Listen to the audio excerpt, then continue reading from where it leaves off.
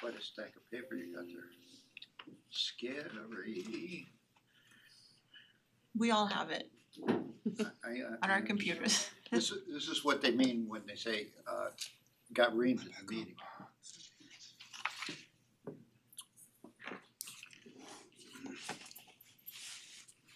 Whenever you guys are ready, we're Good, okay. Thank you. Good evening, everybody, not COVID. And welcome, I'm gonna be coughing tonight, I can't help it. But welcome to the town board work session of Tuesday, October 18th, 2022. Can I have a motion to open the work session? I move to open the work session. second. All in favor? Aye. Aye. All right, thank you. So we are gonna start off with a discussion about the creation of the Open Space Reserve Fund, which we discussed a few weeks ago, I think, which you can explain, but will really be allowing us to set aside some money so that eventually, if the town had open space that we wanted to purchase, we would have the funds to do so. So do you wanna give us a little summary, Ed? Right, you're right, the board did discuss this a number of weeks ago, and the purpose of the legislation, which we'll get to in a moment, is to create a reserve fund. So under the general municipal law, municipalities are able to set aside various types of reserve funds for specific purposes. So the exercise for us was choosing among these different types of reserve funds which would be the best fit for what the board wants to accomplish. For the legislation, we settled on 6C, which is literally a capital reserve fund, and it can be used for purchasing land or acquiring interests in land. And then with the legislation, the board can craft more specifically what that means and what the purposes would be behind acquiring those interests or acquiring property. We did not we looked at but ultimately did not choose 6H, and that's a reserve fund that's dedicated to paying bonded indebtedness. Thinking there was that this is just, the town would just be starting to reserve monies, and that the 6C fund would provide the most flexibility in terms of how this progresses over the next X number of years. It will take some time, obviously, to acquire any meaningful amount of money in this fund.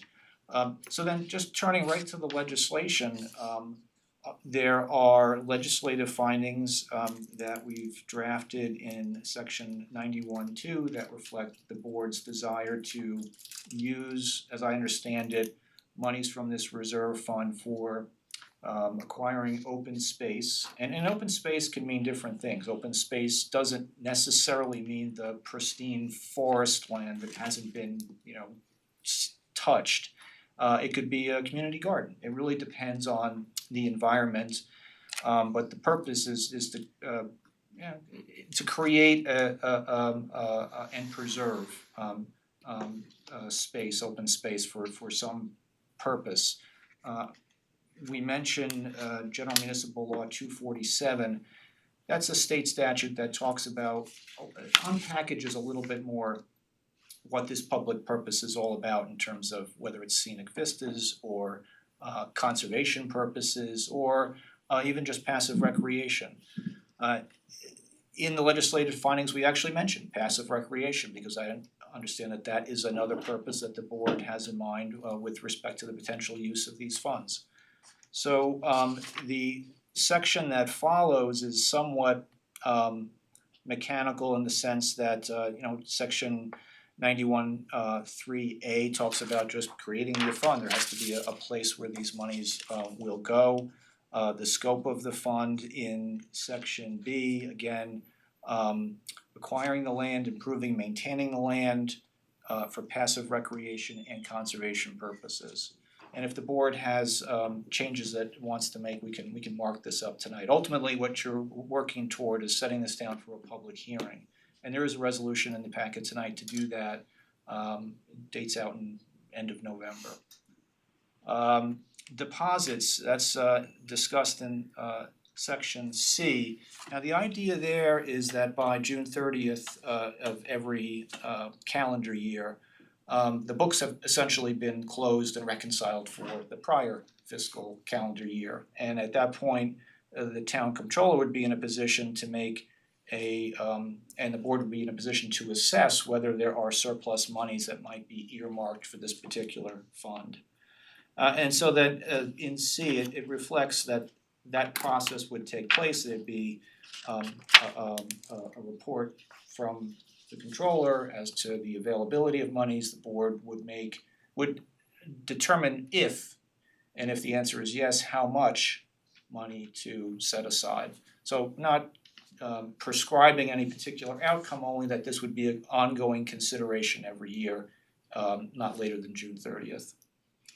So additional deposits, I think it's important to just mention that. So if there were a resident that thought that he, she, or it could be a corporation, wanted to make a donation to the town, we now would have a dedicated account and legislation around what those monies could be used for. And if those purposes aligned with a donor's desire to see their money put to that use, it would be an ideal place to put it, and it would be more than welcome.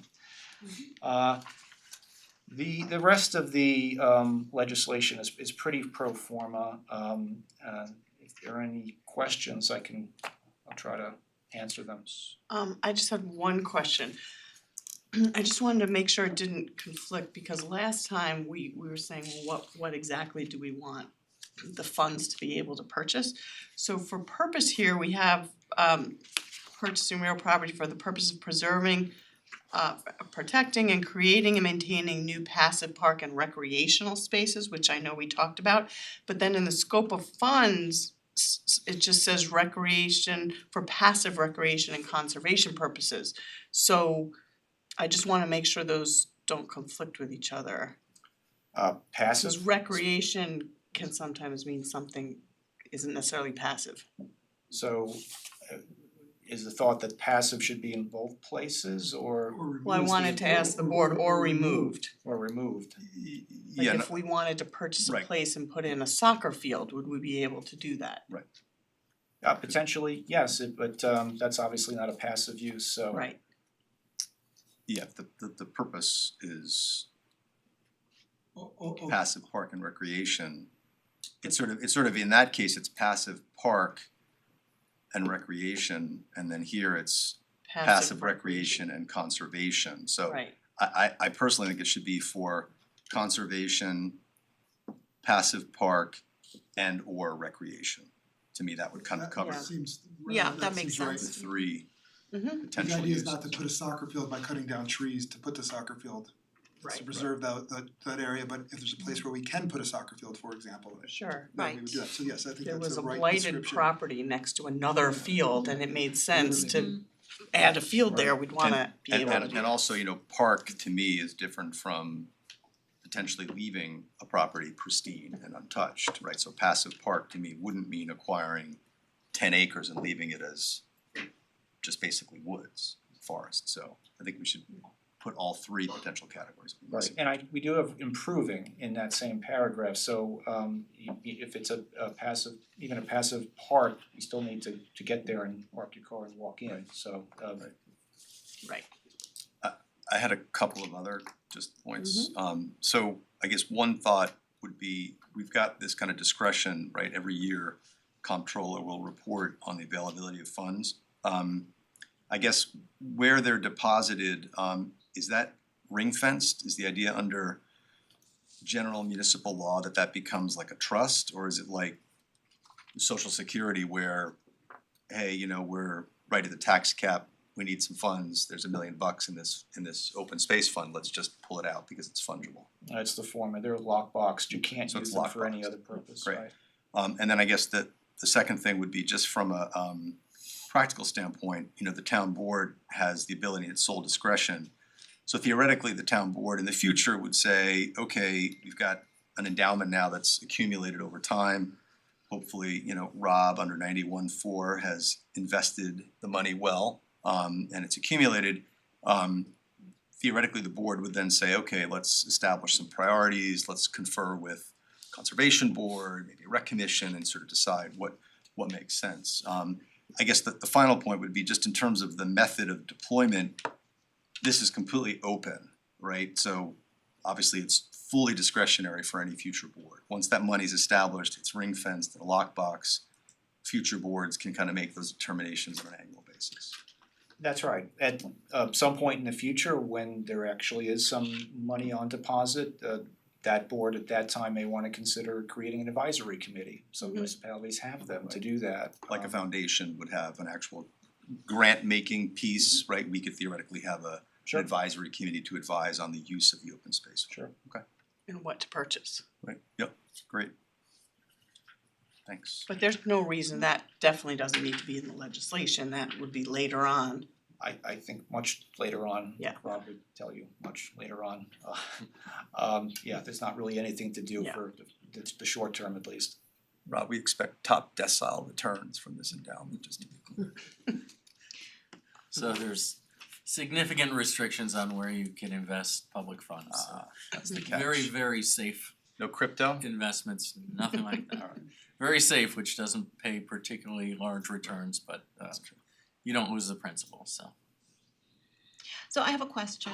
Ed, you had mentioned to us in a different context, another form of capital reserve or some other, I don't know if it's a capital reserve, but it's a 6S reserve, which has an expanded scope and purpose. And the problem with that is that it's subject to a transfer tax, but there were other categories of preservation that you had mentioned could be added to this.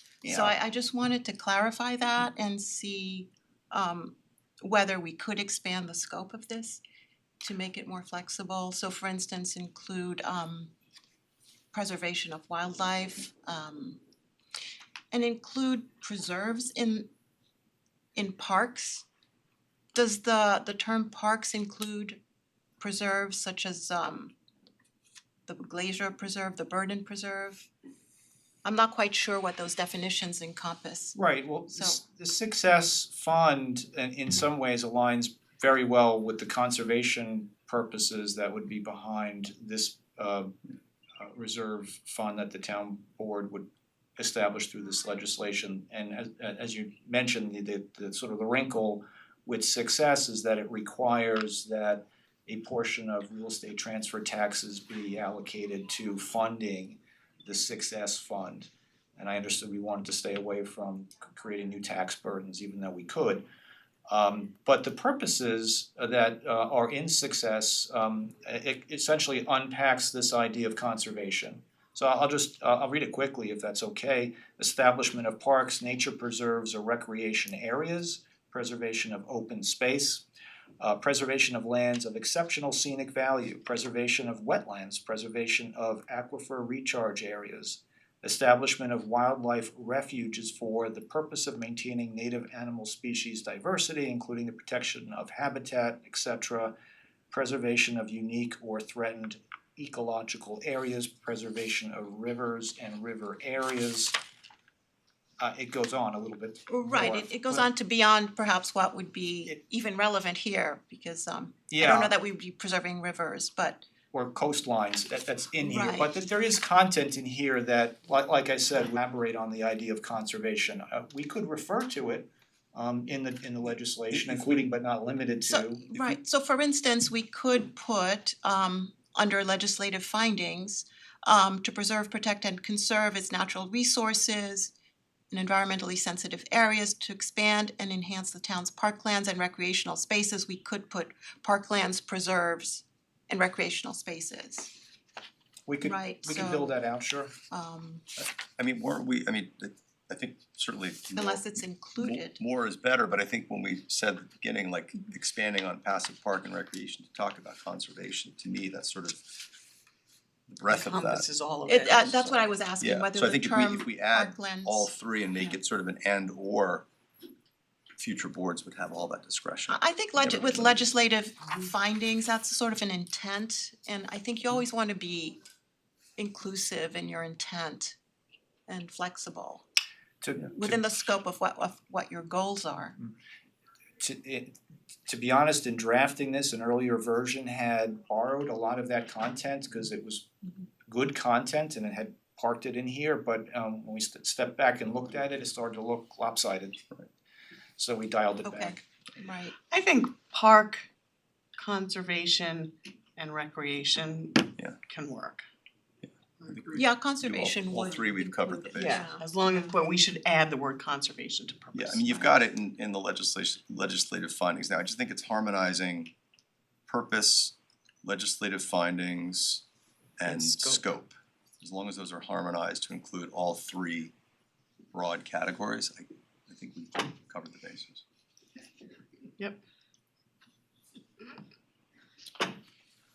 Alright, so we can make these edits and like I said, there's a resolution to set this down for review. And we can go from there. Great, Okay. thank you.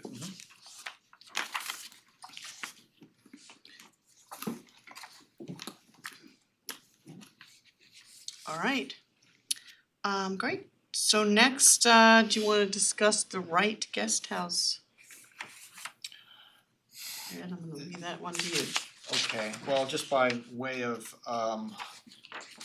update, as the board is aware, the applicant submitted some new information under a letter dated October 12th. There is some new information about the foundation of the guest house, and also some elaboration about its unsuitability for adaptive reuse and the difficulty that a future homeowners association may have just maintaining it, and especially given what's going to be a very limited use. Remember, the second floor of the building is gonna be mothballed and essentially used for storage, and even the main floor of the building is not gonna be, there'll be meeting room space, but not much else. So that new information is submitted with this letter, it's in the packet. The board has discussed this, I believe, on 3 occasions and now has all of the information that we were expecting from the applicant. So really, we're at a point where I think the board has to decide whether this goes forward to the next step, which would be a public hearing. There is a draft resolution, it's in, it wasn't in the packet, but you have it on your email, if the board is inclined to do that. And the applicant's here, the applicant could answer any questions the board may have. Did you wanna speak at all? No, You have to I come up, think Diane. Yeah, just come to the microphone. yeah, so Diana Kolev from Del Bello Denellen, and we have on the line Dave Walsh. I'm not sure if Felix was gonna be on tonight. I think we've stated. I'm here. Oh, he's here, okay. I think we've stated pretty, in a lot of detail, what the reasons are for why we are requesting this modification to make the change. So, any comments from the board would like to hear, but ultimately we would like to move forward with that request. Anyone from the board have any questions? So is this something we would put to a public hearing? Yes. Okay. Yeah, so just procedurally, the next step would be setting it down for a public hearing. In the interim, the planning department would circulate a notice for the town board to reestablish itself as lead agency. Because ultimately what you need to do, if this goes forward, is make a determination for purposes of SECRA that this modification would not have a significant adverse environmental impact. Now, prior SECRA determinations reached that conclusion by reasoning that the adaptive reuse of the building wouldn't affect really a material change in terms of its outward appearance. The applicant's trying to persuade you that given all of the limitations of the building, given the questionable to, frankly, they use the word unsafe condition of the foundation, the readaptive reuse on closer inspection is really not feasible. And the environmental impact question can be answered by building a new structure that replicates the old one. So it will look like the existing building, but will function like a modern one. Alright, so I would propose that we do set a public hearing for this. Certainly no decisions being made and we wanna hear from the public on that. Also at the same time, I don't know, Tom, you're sitting here, I don't know if it would be you or Bob, just to look at the memo about the foundation and the issues, structural issues with that, and let us know your thoughts as well. Okay, alright, any other questions, comments? Anyone online wanna say anything? Felix, hear you are you. on mute. Perfect. Yes, we David, agree. you're not, you're not. You guys should have found that button a long time ago. Well, first of all, good evening, thank you. Just a kind of a timing sequence, we, obviously, there's construction going on out there, and as anyone who's been on our property, it's moving very, very quickly. And so Toll's part of this conversation. The putting it down for public hearing, which we're grateful to have, is there a date in mind? And what would be, assuming there's receptivity at the public hearing, what would be the process thereafter? I'm just trying to get a scheduling sequence to anticipate here. The date we're suggesting is November 29th. That'll allow the 30-day period for circulation of the notice to reestablish lead agency status. If the public hearing closes and the board resolves to amend the finding statement, this would be the 7th amendment to the 2013 finding statement. If we get that far, the next step would be a trip to the planning board for a site plan review, which should be relatively easy since we're not really talking about significant changes here in terms of the footprint. Right, or so any she'd be building changes. a replica exactly where it is. Right. But we need just, I don't know if you heard, there's a legal requirement that we need at least 30 days notice to notice all relevant parties. So that's how we got to that date. And can you just hypothesize, assuming receptivity, once we make a stop at all those various places, I think the last stop was to get to the planning board and get an approval from them, so, or what's a reasonable date for some sort of a decision and an outside date for a decision? I've got to modify agreements with Toll Brothers, et cetera, they've got construction questions that they've been asking me. Yeah, I hate to do this, Felix, but I'm gonna flip the question on you and maybe you could get back to us with your hard dates and we'll try to accommodate you as best we can, but I'm not gonna get into forecasting where we might be in the future. Well, is this something you think we can complete door to door by the end of the year so we can have our annual Christmas party in front of Kirkwood? If you mean all the way through planning board review, then no, that's not gonna happen. Alright, well, I mean, Alright. I mean, there's always a potential, but I wouldn't hang your hat on it. It really ought to be sequenced the way I'm describing, Yeah. In another matter, we might try to, dual track, but there really needs to be a secret finding first. And until that's done, and it's done in favor of allowing this modification, there's really nothing for the planning board to do. okay, well, we're not gonna quarrel with your willingness to at least move forward, so I guess we're somewhat used to sometimes how long things take, so it's good to know there's consistency. Alright. Anything else? Alright, well, thank you all and it'll be on the in the resolutions for tonight. Alright, moving on, Rob, do you wanna talk to us about administrative items? Sure, quite a few administrative items tonight. We have first the payment of claims. We have both the adoption of minutes and monthly reports. We have an authorization to accept the price increase and contract extension for the water chemicals bid, item number 2, it's caustic soda.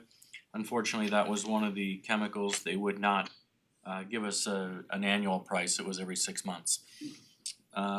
We have an authorization to purchase water maintenance materials, water hydrants, those are gonna go for the new capital project that we established a couple weeks back to replace some water mains.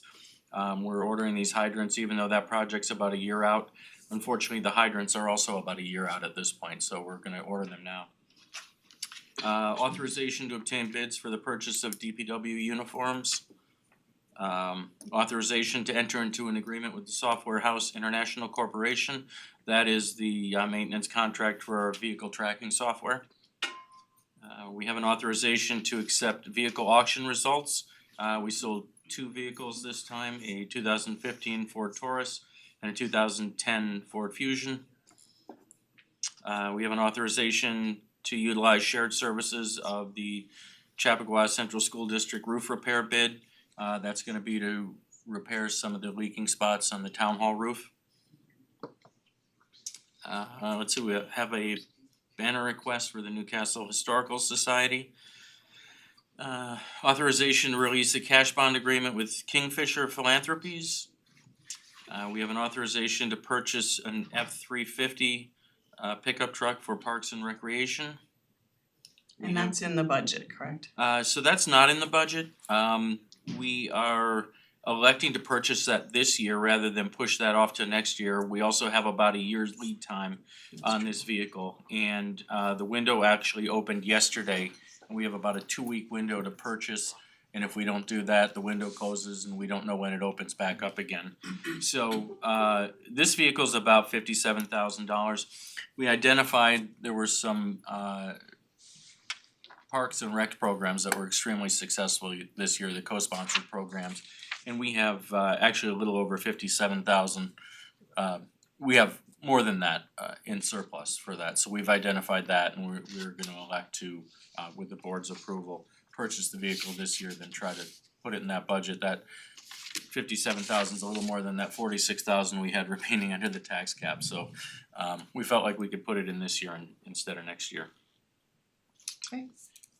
We have a resolution to approve the land swap with Augusta. We have the authorization to award the bid for the downtown holiday lights. I think we've expanded that a little bit this year. It's about $23,000, but we've added some areas that had not been included in the past. And let's see, we've got an authorization to release the cash bond for Lamini and also the acceptance of should be a maintenance bond, is that correct, Ed? Yeah. It says cash bond here, but I think it's a maintenance bond. There are cash performance bonds that are being allowed to retire, and there are 2 maintenance bonds that are going to be created or approved, I should say, by the resolutions tonight. So there's actually 2 resolutions, and I actually wanted to flag this for the board because it was a late addition, but they now appear at page 372 of the packet. So the first resolution authorizes the release of cash bond agreements, and then the second one authorizes the acceptance, but again, it's acceptance of maintenance bonds. And this is typical of what the board sees, not quite every meeting, but close. The amounts are a little bit higher than what is typical, but this has been reviewed by Bob Cioli and in my office, and everything is here.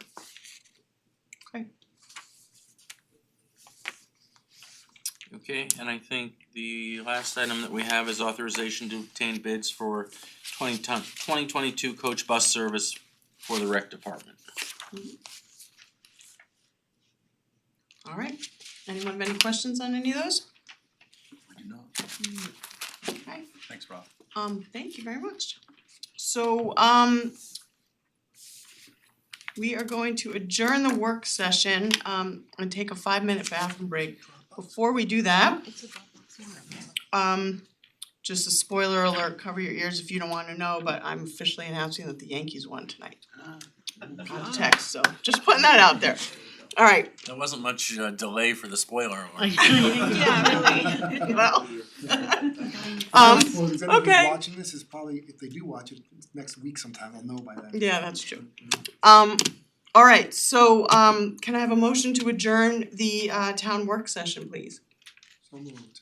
Second. All in favor? Aye. Aye. Okay, we're gonna take a 5-minute break, cause I just drank this, and then we'll be right back. Too much information.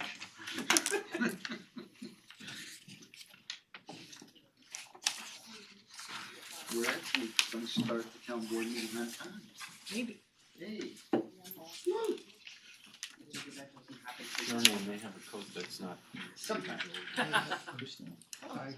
do.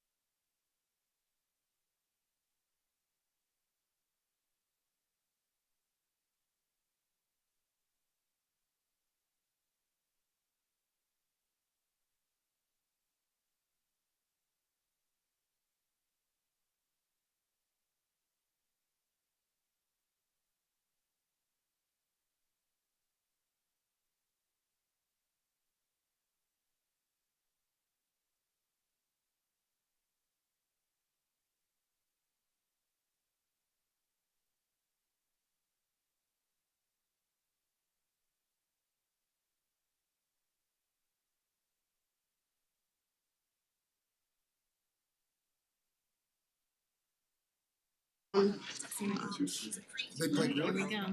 You're open? They did, they lost. Thank you. Tell me when we're taping. So the RCG is like all sophomores and juniors. Okay. Hi, everybody. Welcome back. Can I have a motion to open the town board meeting? So moved. Do I have a second? All in favor? Aye. Aye. Ooh, full house today. Good evening, everybody. Welcome back. We are now starting the public town board meeting portion of our meeting of Tuesday, October 18th, 2022. All right, the first item on our agenda is a discussion about the appointment to fill a town board vacancy. So as you all know, Tara Castle's relocation from Newcastle left a vacancy on the town board.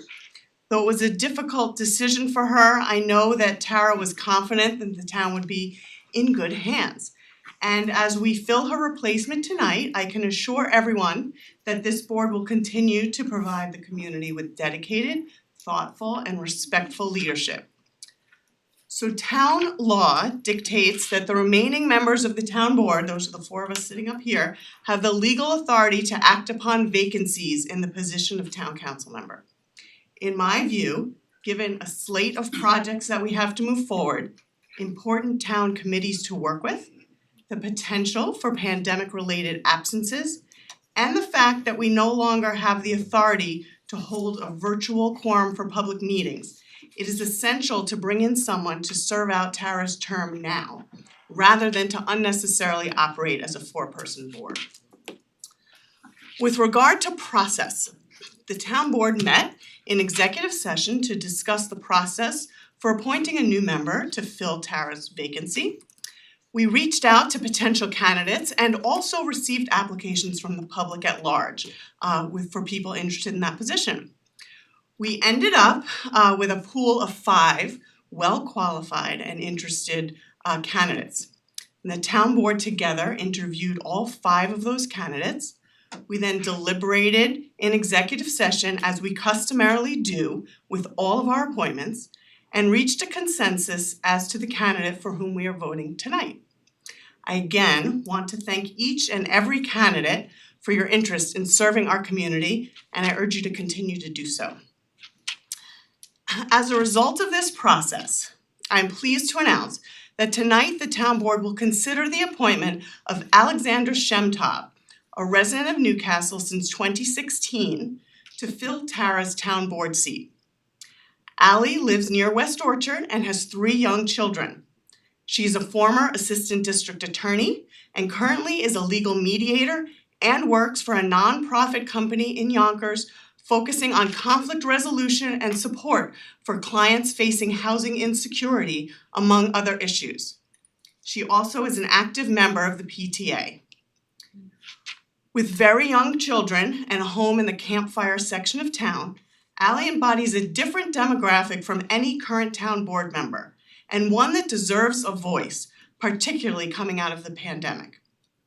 If confirmed tonight, Ally will serve a 1-year appointment and begin her duties this evening. Her seat will then be on the ballot in November 2023, giving the entire community a full opportunity to participate in the associated vacancy election cycle.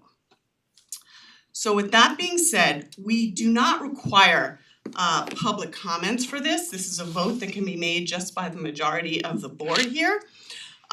That being said, because I know many of you are here tonight to speak upon this, unless you really wanted to talk about the open space law that we're gonna be discussing later, I will allow you, rather than make everybody wait until the public portion of our meeting later, if you have something to say that has not been said. We have heard from many, many residents about filling this vacancy, both over Facebook, by email, and in person. So if there's anything that you need to say that has not already been said, we are open and happy to hear anything. Just please come up to, we'll start with people in here, and then if there's anyone online. So if you have anything to say, feel free to come up and state your name.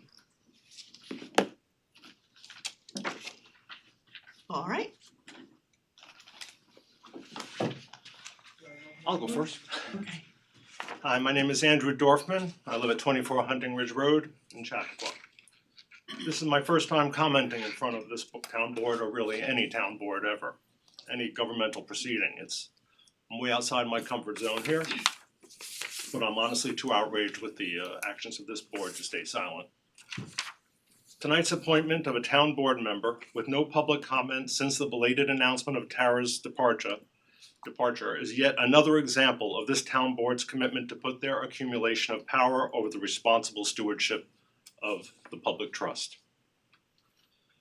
Tara Castle put her house on the market in June and almost certainly knew of her plans well before the listing and shared them with the leadership of this board. Nevertheless, this information was kept a closely held secret for 7 weeks after the early August deadline that would have allowed her replacement to be decided in the upcoming election.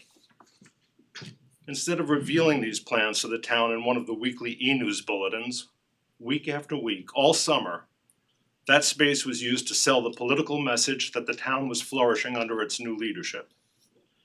This gaslighting invariably included ribbon-cutting photos featuring only 3 out of 4 board members, which attempted to create the impression that it was this board that deserved credit for business openings, most of which had been fully in motion before you took office. When there was no ribbon cutting to be had, we were subjected to self-aggrandizing I'm sorry, excuse me one second. If you have something to speak to that's germane to this, I don't need political aggrandizing, and neither does this town board. So if you have anything, if you have, excuse me, if you have something germane to this discussion, we'd love to hear public comment for, excuse me, I will kick you out of this room if you can't be civil. Don't arrest me. So if you have anything, we're also gonna be holding public comment later for other things, so if you wanna speak about politics then, you are more than welcome to. This is germane I to would- this, this is okay. germane to this Okay. proceeding. May I continue? Yes, please. When there wasn't a ribbon cutting to be had, we were subjected to self-aggrandizing personal reflections, observing how much better the town is than it had previously been, with flowery descriptions of tears of joy at the sound of children laughing on a summer's night, as if this governing body had invented childhood happiness. Week after week for 3 months after Tara's house was listed, right through the early August deadline for election filings, you sent out those e-news bulletins with no mention of the fact that a member of the board was already in the process of relocating out of the area. This board has been unrelentingly focused on an agenda that serves themselves politically instead of serving our community. Instead of working on projects that would enhance and improve our town, like green initiatives, infrastructure, or heaven forbid, democratic ideals like housing equity, you've concentrated on petty acts of electoral revenge, like changing social media policies to your benefit and revising laws that have been on the books for decades which govern the placement of signs on public property, all in an attempt to legitimize grievances which you would use to divide the community and increase turnout of your supporters in the last election. In general, your term so far has been marked by covetousness of power instead of selfless service to our community, and this latest move is the most blatant and divisive power grab of all. Instead of allowing myself and my neighbors to choose our town board, you've taken that power away from us. You've had the arrogance and audacity to have a recent appointee of yours vote to appoint someone new with no public review or comment, leaving our community with a town board that's 40% unelected. Most gallingly, you've done this by keeping Tara's departure secret until her kids were already attending new schools out of state. In so doing, you've disenfranchised our entire community and betrayed our trust. Thank you very much. Before the next person speaks, I would like to ask you to please state facts if you know them. If you are making opinions or surmising things that you absolutely have no factual information on, I would appreciate if you would not state those. What you just said, Mr. Dorfman, a lot of that was completely untrue. Every town board member, first of all, was invited to any ribbon cutting. Whether they chose to attend or not, that was their decision. In terms of when Tara knew to move, that's her information and finances related to any move. You have no idea when any of us on the board knew, when Tara even knew she was Is this a moving. debate or a public comment? So I am speaking to you to say I would prefer you to state facts. What you are stating here is supposition and your inferences based on information that I am unaware of. So if you could do that, I would appreciate that. I believe that was Next. entirely factual. Thank Okay, you. thank you. Next, Jane. I think I have to put this down a little bit. Yeah. My name's Jane Silverman and I'm a resident of Newcastle and co-chair of the Newcastle Democratic Committee. If you could just state your address, we do that for. Oh, sure, 254 Sawmill River Road in Millwood. Thank you. And I just wanna preface, I would like to read the statement that the Newcastle Democratic Committee put out last week. But before I do, I just wanna say this is in no way a reflection on the person and on the candidate that you would put forward. This has to do with the process. And I would hate for anybody to feel that that was a personal attack on the candidate. That's appreciated. On Tuesday, the town board is expected to announce their one-year appointment to fill the vacated seat due to Tara Castle's surprising and sudden resignation. And yet just last year, Lisa Katz blocked Jeremy Sland from becoming supervisor, effectively keeping our town board operating a member short for months. Why was she okay keeping a seat open a year ago, but now wants to rush her appointment through less than a month before an election? Absentee voting has begun. Early voting starts in less than 2 weeks, with election day 10 days later. This appointment should be made after the election and by the new town board. Our residents should have input into who represents them. Thank you, the Newcastle Democratic Committee. Thank you, Jane.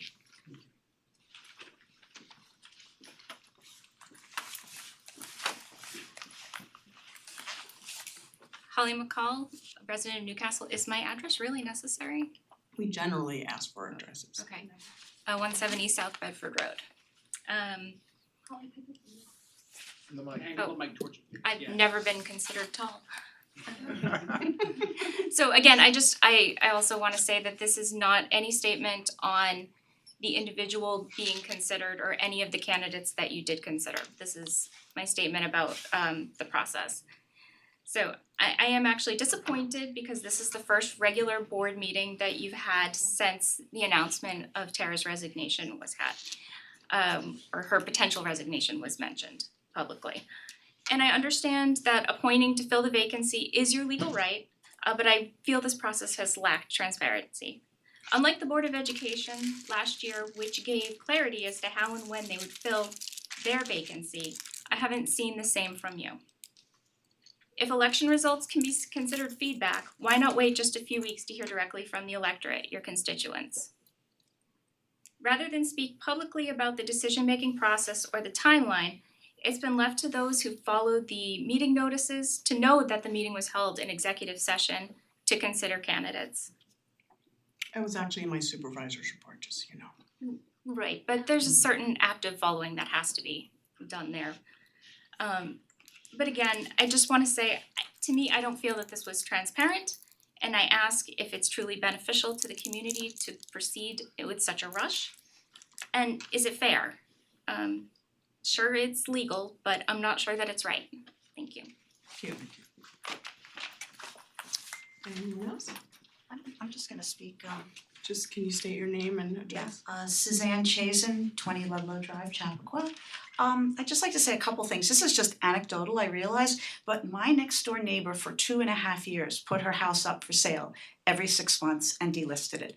Put it up, delisted it, put it up, delisted it, finally moved after 2.5 years. I even knocked on her door once to say, "Are you moving?" It's like, well, we took it off the market again. So I realize that one does not have anything to do with anybody else, but I do know from my own personal experience that putting your house up doesn't always mean a person's moving.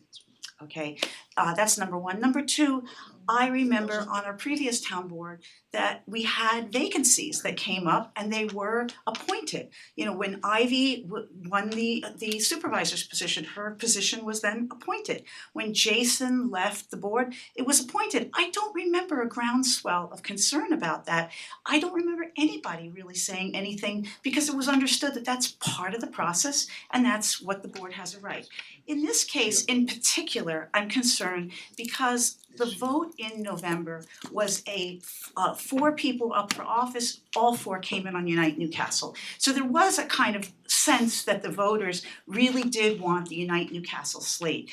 And it seems to me that the concern and the whole reason there was a Unite Newcastle slate is because there was a feeling that the voters were not being listened to and they weren't being given a chance to do things. So if right now we're suddenly changing the cards and saying, well, in the past, we always appointed someone and nobody complained, but now all of a sudden we have to change everything because somebody's upset. That doesn't seem right to me. It seems like this is how it's always been done. I don't see a problem. Nobody complained before. I don't know why there's a problem now. So those are my words. Thank you. Thank you.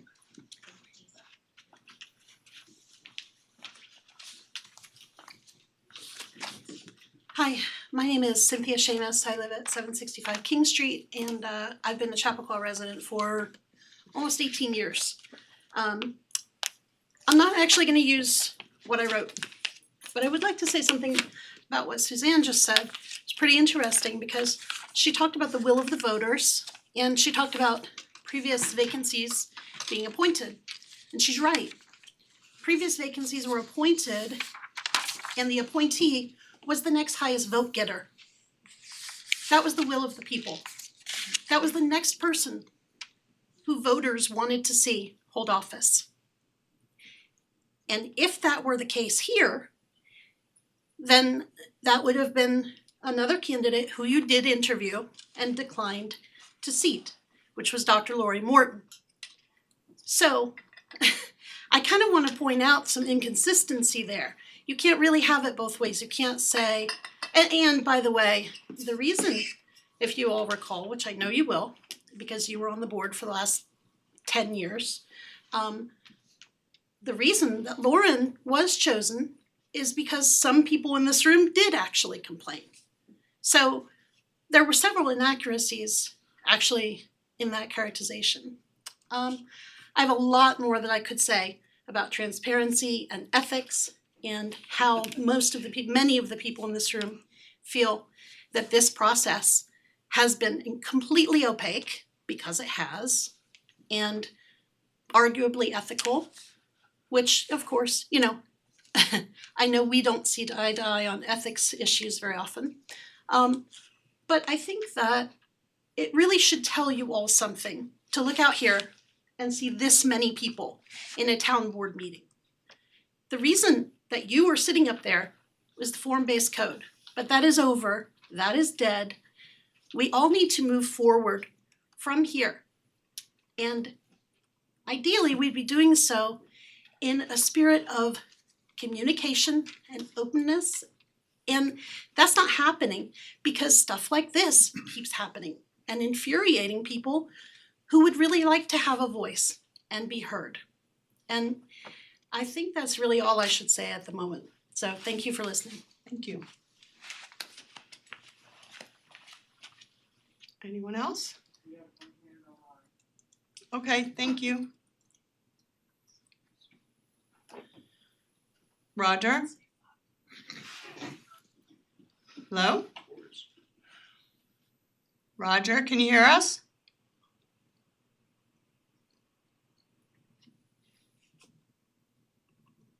No, you just muted yourself. Can you hear us? Can you hear me now? Yes, we hear you. Oh, fantastic. Hi, hopefully, yeah, I just wanted to address a couple of things. One, I mean, it seems like. Wait, I'm sorry, can you state your name and address, please, for the record? Oh, sorry, yes. Roger Klepper, 18 Pond Hill Road at Chappaqua. Understanding the notion of not addressing the specific person that has been appointed, but, and obviously I'm unable to and no one, and I think most people are unable to. But at the end of the day, that is the substance of what's happening here. People that are on the town board have the right to interview and choose a person, right, to be a town board member. The example of what happened previously, the appointment of Lauren, that was not based on some entitlement that, just going to the next highest vote getter. Yes, it worked out well, that was the case. But obviously, whoever was on the town board had to look at the substance of the person and agree that that person was the right person to be on the town board because they had every right to choose other people. And in this instance, my understanding is, 5 people were interviewed, among them the highest vote getter in the, in the most recent election. And the fact of the matter is the town board has done what it's done for the past year and in many instances in the past. They have done their duty and their diligence and have come up with what they thought was the best candidate, as they are entitled to do. So until we know anything about the substance of the person that they've chosen, which we will undoubtedly know, and also in a year, the members of the community will have their opportunity to voice their opinion regarding this newly appointed town board member. So, that is the process in a nutshell. So all of these other, comments about, timing and the way it was done before have nothing to do with this situation. So I'm fully supportive of how you've done things, and I look forward to the town board functioning as it has in the past in the future. Thank you. Thank you, Roger. Anyone else?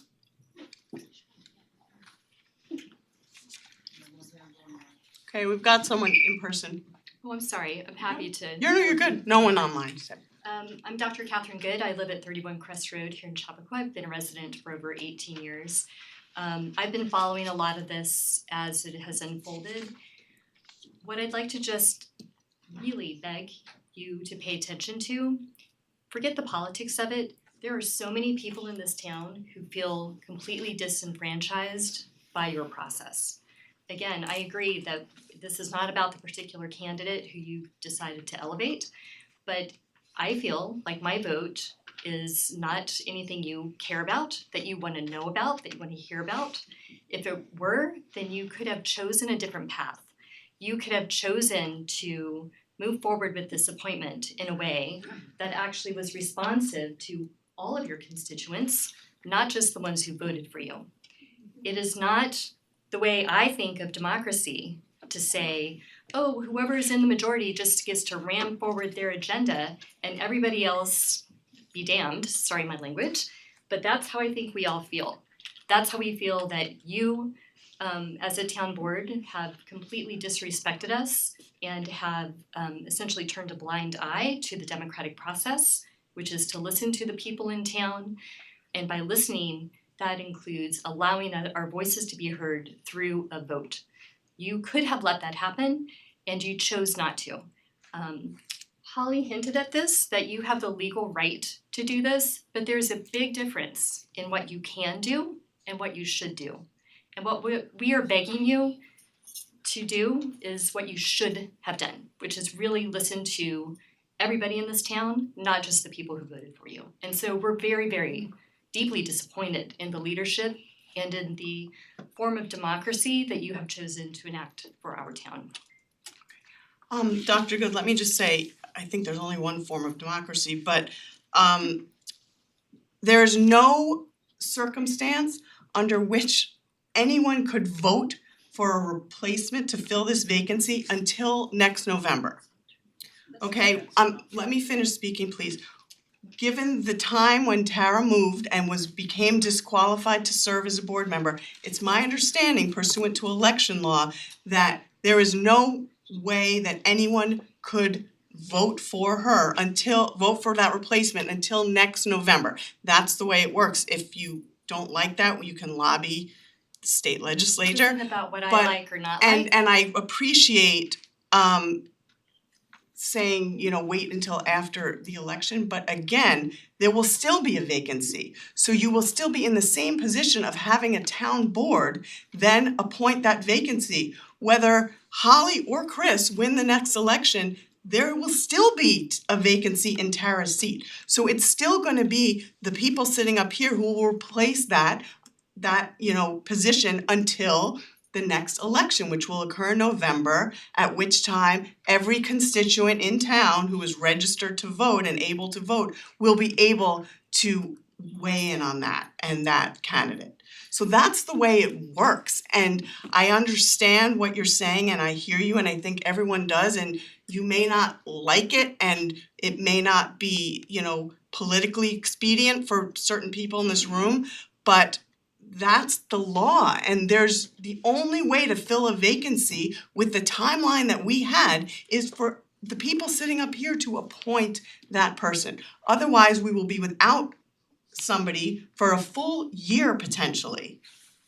And the problem with that, especially given the pandemic and the fact that Governor Hochul removed the executive order so we can no longer meet virtually, is that if anyone gets COVID or anyone gets sick or anyone has to travel, there's actually a possibility, and this happened last week, when one town board member was sick and one couldn't be here for work, that we didn't have a quorum. So to not fill that would be completely irresponsible at this point. So Ms. Katz, this is my first town board meeting that I've spoken at. I was under the impression that this is just public comment, not debate with the town board, so I'm not actually prepared I'm to just I'm not giving prepared you to information, you don't have to debate me. but I'm gonna reply. Sure. I'm not necessarily prepared with the facts for a real debate, but what I can tell you is that, again, many of us in town feel that there was no transparency, that there was actually another option for this board to take that you chose not to do. And other people in this room probably have more specific details about what that would look like. So I'm not prepared to discuss that. But what I can also share with you is that I personally, and I don't want to speak for anybody else, but I am really tired of anytime anybody disagrees with this town board, that the reaction we get back is that we are somehow ignorant and uninformed about process. I've had this personal interaction with you many times, and every time that you and I disagree, either in Facebook or in person, you imply that I just don't know what the rules are, or I just don't know what the facts are. And that is really, really, I don't know that I've ever been mansplained by another woman before. And so that again is deeply, deeply disappointing to me. So again, I'm asking you, as the leader of this town, not just the leader of the people who voted for your slate, to understand the pain that this decision has caused many, many people here. And I disagree that there was not a different way forward, because so many people here have suggested ways that you could have. And so let's just own it. Your board chose to move forward in this way, and now the reaction, the consequence of that is that people are angry. It's not political. It's not political pitchforks. It is that we are angry that our voice has been silenced. That is not democracy, and I expect more from my town and my town board. Thank you. But again, the voice has not been silenced, you'll be able to vote on that meeting. Again, I didn't realize this was a debate, I'm but debating, I'm just saying everyone will be able to vote. but you're not hearing. I don't think you're really hearing us. I'm hearing you. No, I don't think you are. So let me explain this to you. We are not able to have our voices heard in who this next person will be on the board because of the choices that this board made around the timing for the way things played out. That's the bottom line. It has to do with timing, and this is timing that that your board chose to slow roll it out so that we're put in this position of, well, here's what we're allowed to do and we're gonna move forward with that. Once again, what you can do and what's the right thing to do aren't always the same thing. Okay, thank you. Any other comments? Yeah, No, she hasn't spoken yet, so. that's fine. Hey guys, Can you state my name is your Susan Comey, 9 Briarcliff Road. Forgive me for reading off my phone, but I haven't sat still for more than 10 minutes today. So I just wanted to share some thoughts that I have. particularly in light of the discussion about disenfranchising a group of people in this community. Because I think there's a lot of people in this community that would feel disenfranchised if you did anything different than what you're doing. So I guess I'll start by saying the Newcastle Democratic Committee has every single systemic benefit in this town. Everyone has benefit of a town that's comprised of over 50% registered Democrats. It has years, if not decades, of history and experience, straightforward access to the ballot, a built-in fundraising infrastructure, and as a result of that fundraising infrastructure, automatic endorsements all the way up the chain to governor. They have a built-in and seasoned infrastructure for canvassing, phone banking, letter writing. Their supporters control all but one of the major town social media pages.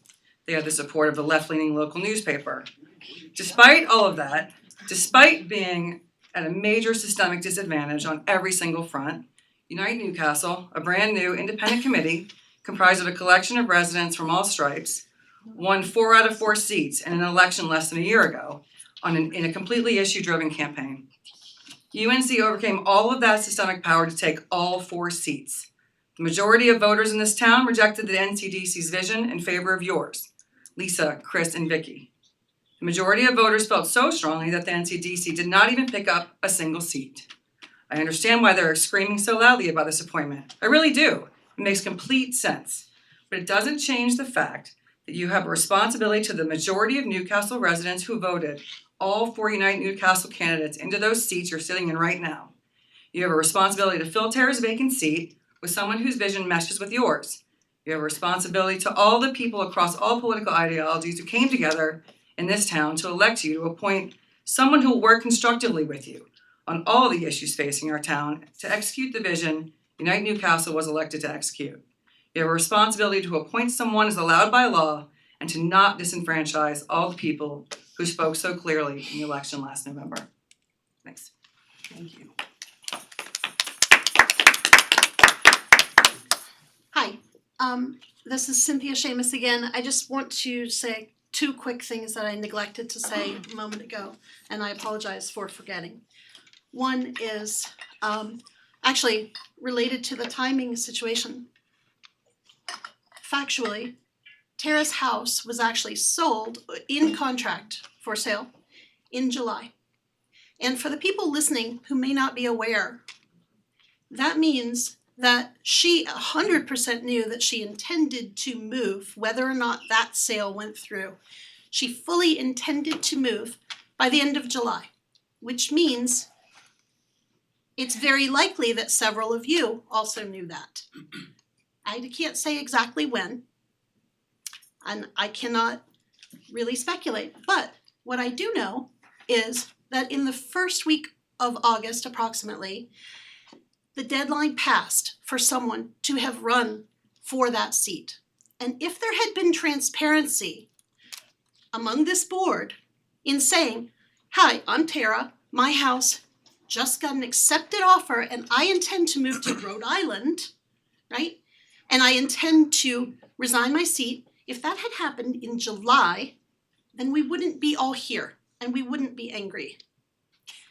We would not have a conflict at all because someone could have run for the seat, right? So whenever you're saying like, oh, this is the only way that it could have happened, that's really not true.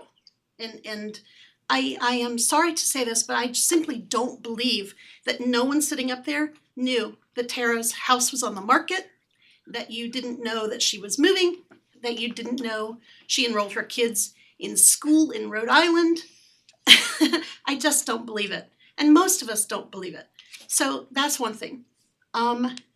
Secondarily, I actually really appreciate Susan finally coming out and saying the quiet part out loud, which is that you're not Democrats. She just drew a violent contrast. I'm sorry, you need to stop now. No, because that is not true. I've been a That's exactly registered what she just Democrat said. since I was 18. That is not what she said.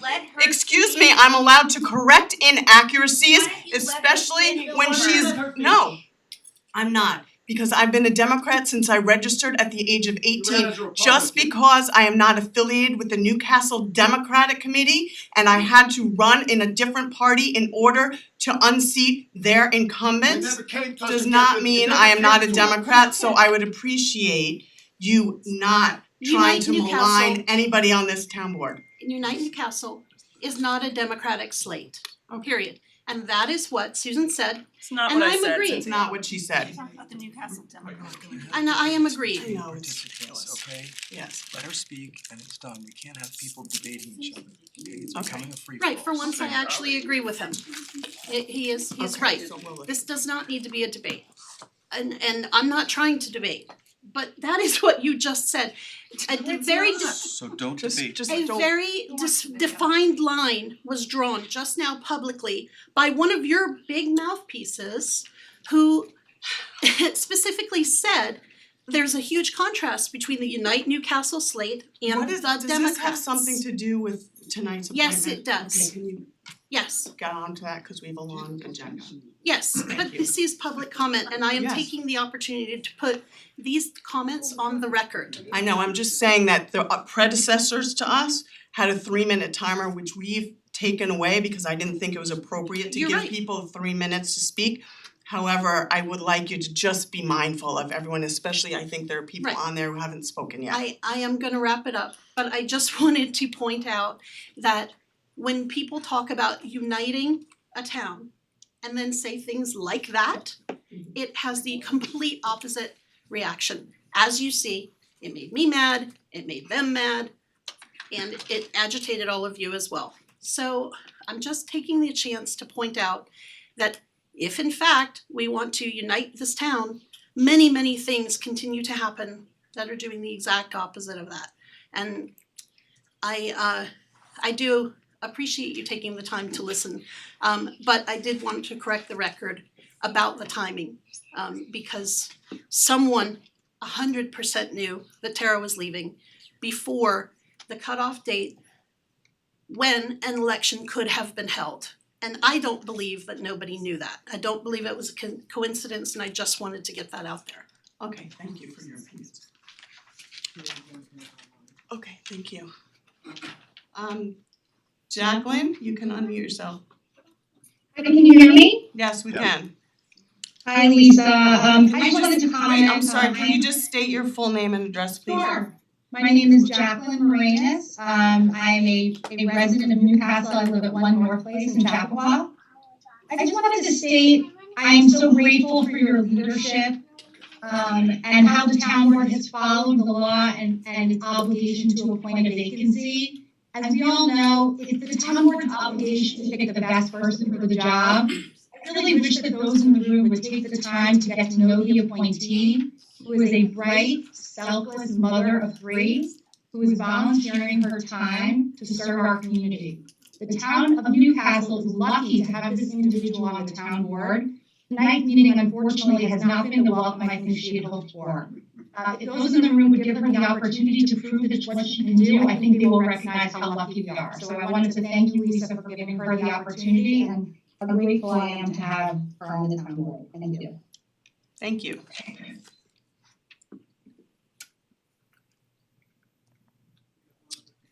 Marie? Hi, can you hear me? Yes, we can hear you. Just Hi, can you my state name's your? Marie yeah. Short. I live at 24 Gregory Lane in Millwood. Congratulations to Alexandra. I just wanted to point out a few things. It's coming across as a little surprising that you're surprised at the outcry when Tara announced, I believe it was 10 days between when she announced she might be leaving and when she was fully disqualified. And I think anyone who's ever moved house knows that that's awfully quick. And so I'm hoping you can understand why people would be quite surprised and taken aback by that. And particularly when during the meeting when she first announced that she might be leaving, I think Jeremy asked when the rest of the board knew, and a I can't remember which board members, but we could go back and look, said, well, I didn't definitively know, which indicates, you certainly did have good ideas this was happening. So, I think it should be understood that people will be surprised and taken aback by all this and that. These are genuine emotions people have. It's not just some sort of calculated thing here. The people are truly taken aback. So thank you, and again, congratulations to Alexandra. Thank you, Marie. Any other comments?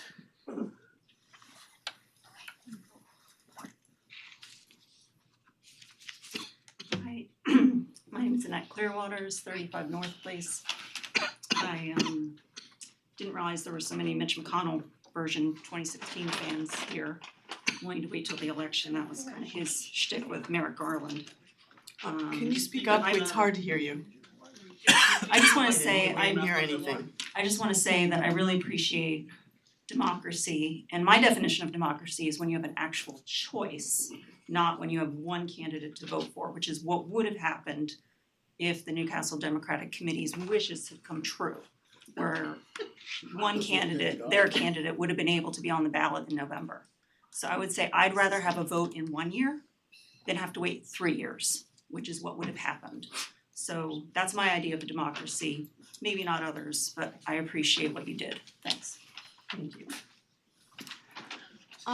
Any other comments? The issue here is not who you appointed. I'm sorry, can you state your name and your Stephen address, Goldenberg, I live in please? 5 Crossways. The issue here isn't who you appointed. I'm sure you appointed a person who was very well qualified. The issue here is transparency. I'm sorry, can the audience please? The issue is, it looks bad. The way she resigned, the way she timed her resigning, it looks like it was done in a way to avoid public having a say in who the appointment's gonna be. And it just smells. You have every right to appoint who you want when you don't have an election, but if she would have resigned the way she should have resigned, we would have had an election. Okay? And it just looks bad. And it's not political, it has nothing to do with the Newcastle Democratic Committee or anything like that. It has to do with how it looks bad that you took away the right to vote. I didn't do anything. I didn't say you, I'm talking about, well, I don't know, cause I don't know when you first found out Tara was thinking of moving. When did you find out Tara was thinking of moving? You know what, I know somebody, I have about 15 friends, just so you know, who moved during the pandemic because they got a ridiculous price for their homes. And you know where they still live? In Newcastle. Well, that's 15 fine, people. but when did you find out she So- was leaving the town? I'm not answering you. I found out when she was leaving the town on the day she resigned. That is when I found out. When did she know to make the decision? I don't know when she knew. Well, you didn't think to ask? It doesn't matter. Okay, and another thing you said that's, you mentioned that you want straight facts. You ran as a Republican and you never came to the Democratic Committee to even ask for your support. Alright? So Democratic Committee, we do it open publicly. We go out, we ask anyone who wants to run to come to run, and it's done in front of everyone. But my problem here is your transparency. You have every right to appoint whoever you want by vote of the board. But this looks like a Trumpian thing where you did something to make sure we can't vote. And that's the problem, and that's not the right thing to happen in this country. And it looks bad, and you should treat the people in the audience with respect. I will, respect is earned though. So everyone needs to speak, everyone needs to treat each other with respect. And I agree with you. Anyone else? Anyone online? Okay, anyone else in person here would like to speak?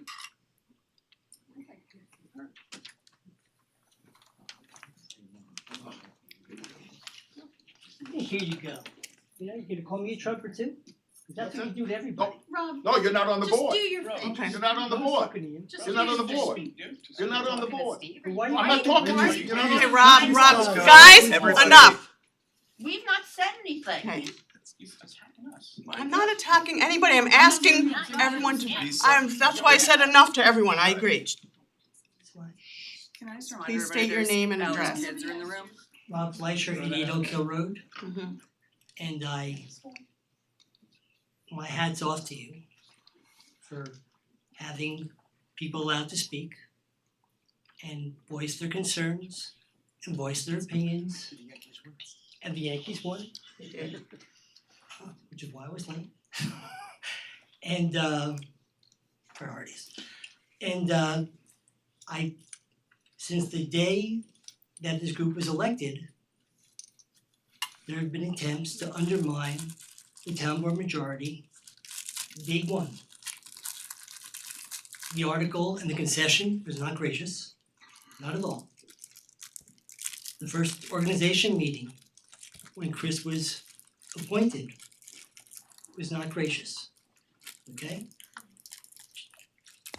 And it's really been disappointing, it's been nonstop, so when people say that they're not angry at you, there's a certain portion of town that supported the opposing candidates that's been angry and trying to undermine this board from the second that the opposing slate conceded back last November, less than a year ago, and it's been nonstop. So, I'm gonna read now what I wrote. I am pleased to see that the town board will be appointing someone to fill the open seat on the board tonight. It has been very concerning to see statements telling all the voters who came out less than a year ago, after a very long and involved election cycle, that our votes led to a complete change in town board leadership and direction no longer mattered, and that all the work people put into that election no longer counted.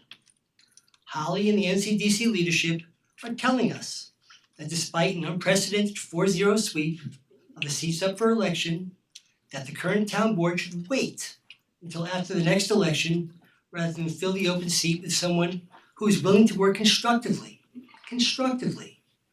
with Lisa, Vicky, and Chris on the platform that you ran on less than a year ago. And Jeremy. I guess not, clearly not. That was clear. Excuse me?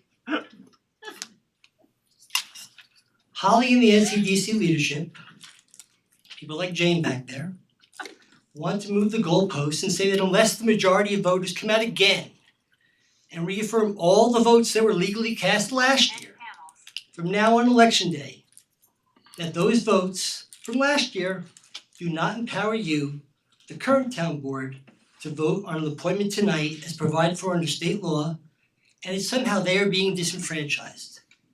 Not even thinking at all about the fact that the majority of voters, how they might be disenfranchised if you didn't. There's been a lot of talk about process and good governance, but very little discussion about respecting the votes that were cast less than a year ago. I understand the political strategy being deployed. It's not even remotely subtle. Okay? It's never subtle. But it would be incredibly disappointing if this town board does not act to fill a vacancy tonight. And I think the people who came out and supported you would feel totally disenfranchised and would be really taken aback that everything they tried to work for last year all of a sudden led to, not being fulfilled. We can't control all the things that happen in life. I understand that. Bad things happen all the time. They've happened to me in my life. I know others of you on the board have gone through things. We can't control those things. But less than a year ago, the votes and the message we sent should still count. I appreciate the opportunity to be heard tonight, and while I hope that residents will support the town board's decision to move forward, my expectations have kind of been realized that there was a tremendous amount of politically motivated statements designed to undermine you and the current town board majority by people who support Holly and the NCD efforts locally. And while continuing to ignore the fact that Holly's largest campaign contributor attempted to smear one of the sitting town board members and his wife through a ridiculous ethics complaint and lies about an active, ongoing investigation, you've ironically been lectured about ethics. What does this have to do with the Rob, matter before the yeah. board? Okay? Yeah. Thank you for all your continued service. Well, this is what people brought up, so I'm commenting on what people commenting. since you asked. Okay? So I thank you for your continued service. I thank you for your patience in dealing with what you've heard tonight, and I look forward to you fulfilling the obligations that you have as a town board, because what I saw from the previous year, when we only have 4 people, a lot of things slipped through the cracks. And the board was overwhelmed and there's a lot of work to do. So I look forward to whoever's joining the committee. I missed that part of the meeting, I'm sorry. And I'm sure they'll do well. Thank you very much. Alright, thank you. Okay, Margaret? You can unmute yourself. Good evening. Hi, this is Margaret Ferguson. I live on Seven Bridges Road. Interior people bemoan the supposed disenfranchisement of the electorate is really the ultimate chutzpah. For one thing that is being overlooked is the fact that the last town board, the one sitting in 2020 and 2021, refused over the course of more than a year to listen to the hundreds and hundreds of residents who begged that board to not pursue the heavily pro-developer form-based code, because it was absolutely not right for the community, and it came out of a process that cut out ordinary residents and many other stakeholders. Talk about disenfranchisement. Last year's then-sitting town board majority, excluding Lisa, were not to be deterred. They tried to push through a pandemic, no less. In fact, it was firmly stated several times over the summer of 2020 that the then upcoming November election would not matter because the form-based code was going to be adopted before the new board members took their seats. What thwarted those plans was the resiliency of residents and a determined grassroots group, all of whom refused to give up, and the unanimous victory of the Unite Newcastle slate.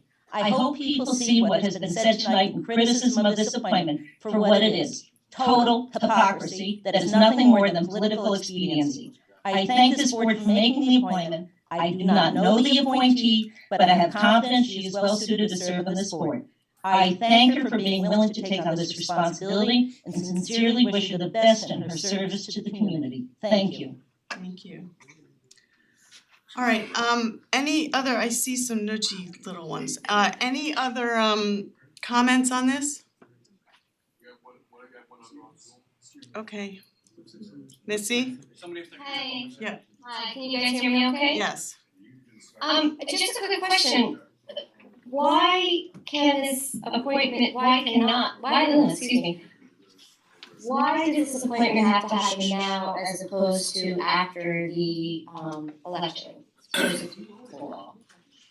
just don't understand why. If you can explain that to me, please. Because we're trying to ensure that this seat can be filled in an expedient manner, given all of the reasons that I mentioned earlier. But can it not be filled in an expedient manner in 3 weeks hence? It doesn't matter, there will still be a vacancy after the election, Missy. No, I understand there'll still be a vacancy after the election, but after the election, whoever is sitting in the town board can then, still do that appointment. So I'm just wondering why, it just feels rushed to me, I'm just curious about that. Thank you. I don't believe it's rushed. I think we had phenomenal candidates who we were able to interview with all political backgrounds, all different ideologies, and I feel very proud of the candidate that actually is willing and able, despite all of this, to put herself out there for the board. And I agree with you that the candidate who you selected, I don't know this candidate, but I agree, I understand that. Can we try to keep it down a little bit? It's hard to hear. Thank you.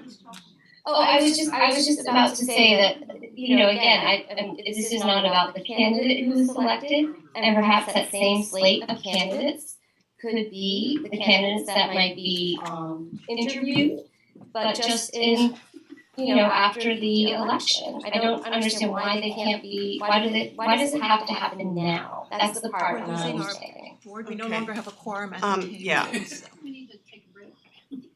No, we're not taking a break. We're just, okay. Thank you, Missy. Can we get the rest of the town board back here? I think we're done with public comment. Do we need to call anybody? What's happening back there? Is there a security issue? It's all good. No, it's fine. It's good. We discussed it. It's being had. Do we need to call security? No, it's fine. We weren't able to hear at the town board table.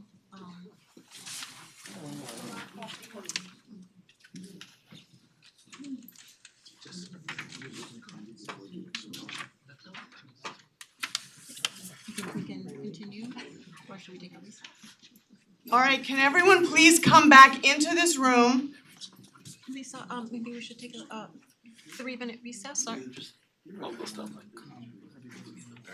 Are there any comments? No, okay, being no more public comments, I think we're gonna close the public hearing, we're gonna take a 2-minute recess, and then we're gonna come back. Okay, thank you everyone for your comments.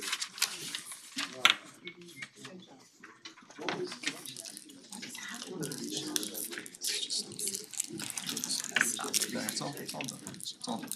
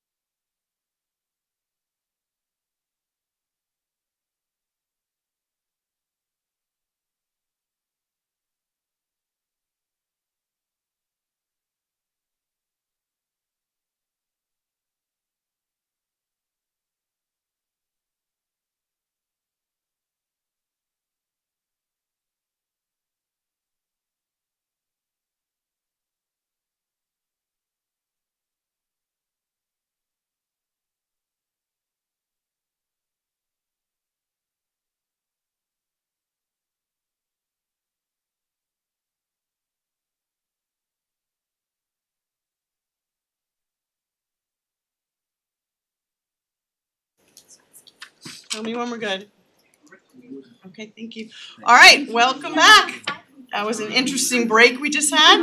If everyone inside could please try to be quiet. If you wanna talk, you're more than welcome to, but please take it outside of the room. All right, so now that we've closed public comment, can I have, is there anyone who'd like to read this resolution?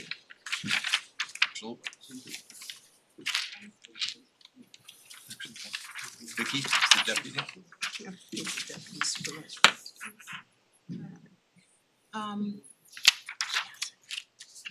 That's fine, so, but just in terms of process, will we have an opportunity We're going to to say something after- after we read the yes, resolution? after we vote. Okay, so I will read this resolution. I move to adopt the following resolution. Whereas on November 2nd, 2021, Tara Castle was elected to serve as a council member on the town board of the town of Newcastle for a 4-year term commencing on January 1, 2022.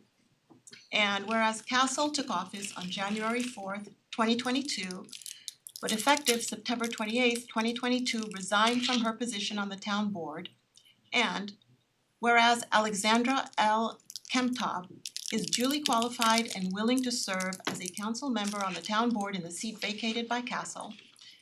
Now therefore be it resolved that pursuant to New York Town Law, Section 64(5) and New York Public Officers Law, Section 42(1), the town board hereby appoints Alexandra L. Kemptob to serve as a council member on the town board until December 31, 2023.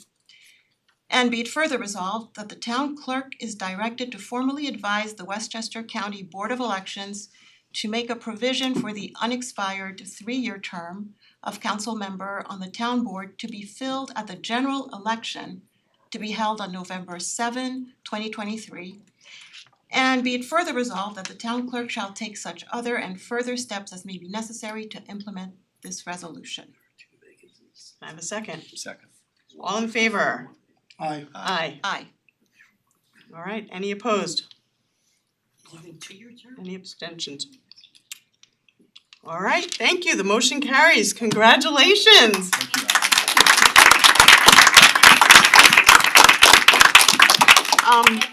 Sure, come on up.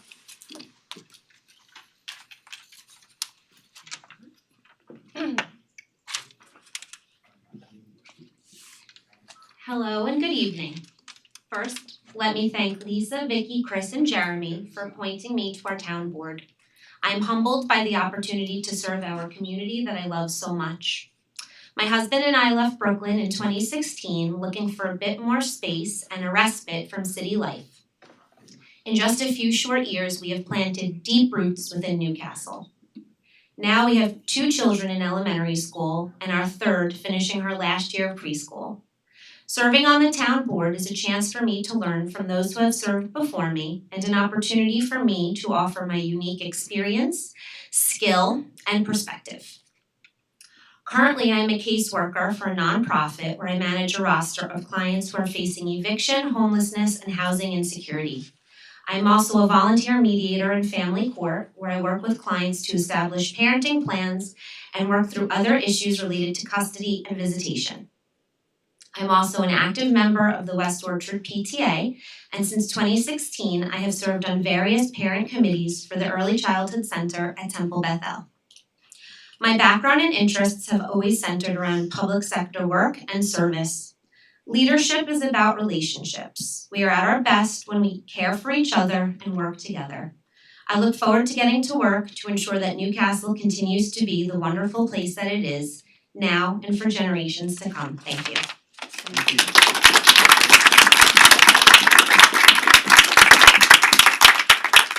And Ally, I want to welcome you and thank you. I know that we all on this board unanimously welcome your viewpoints, experiences, and commitment to serving our community, as we all do up here with attention, transparency, ethics, and respect. So thank you so much. So I think we're gonna take a little break and actually swear you in. So I know you have your family here, so we wanna do that before they have to go to sleep. Yeah, that time is come and gone. Lisa, when you allow us to Is that okay? Yeah. I Yeah, well, Okay, if we yeah, we're gonna take a picture. Yeah, go for it. We all stand or what? I don't know, we're all standing. Wait, talk louder, talk louder. Oh, okay. Slowly. Start hard. I have a hard time doing that. Okay, if you please raise your right hand and repeat after me.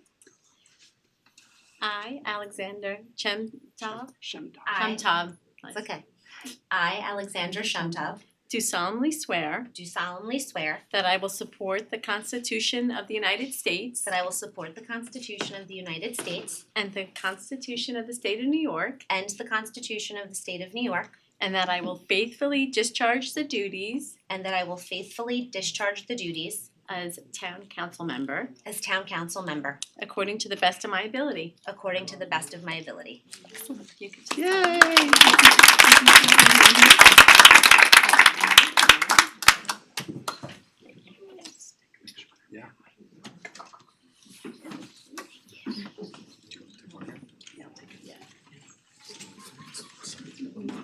And kids, do you wanna take a picture of your mom?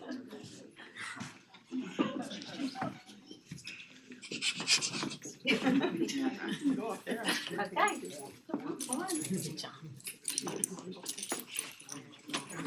Gang's all here. Okay, this is sweet. I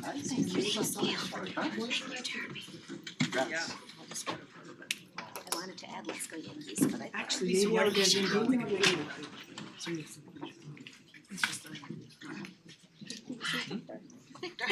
easy to remember. Okay.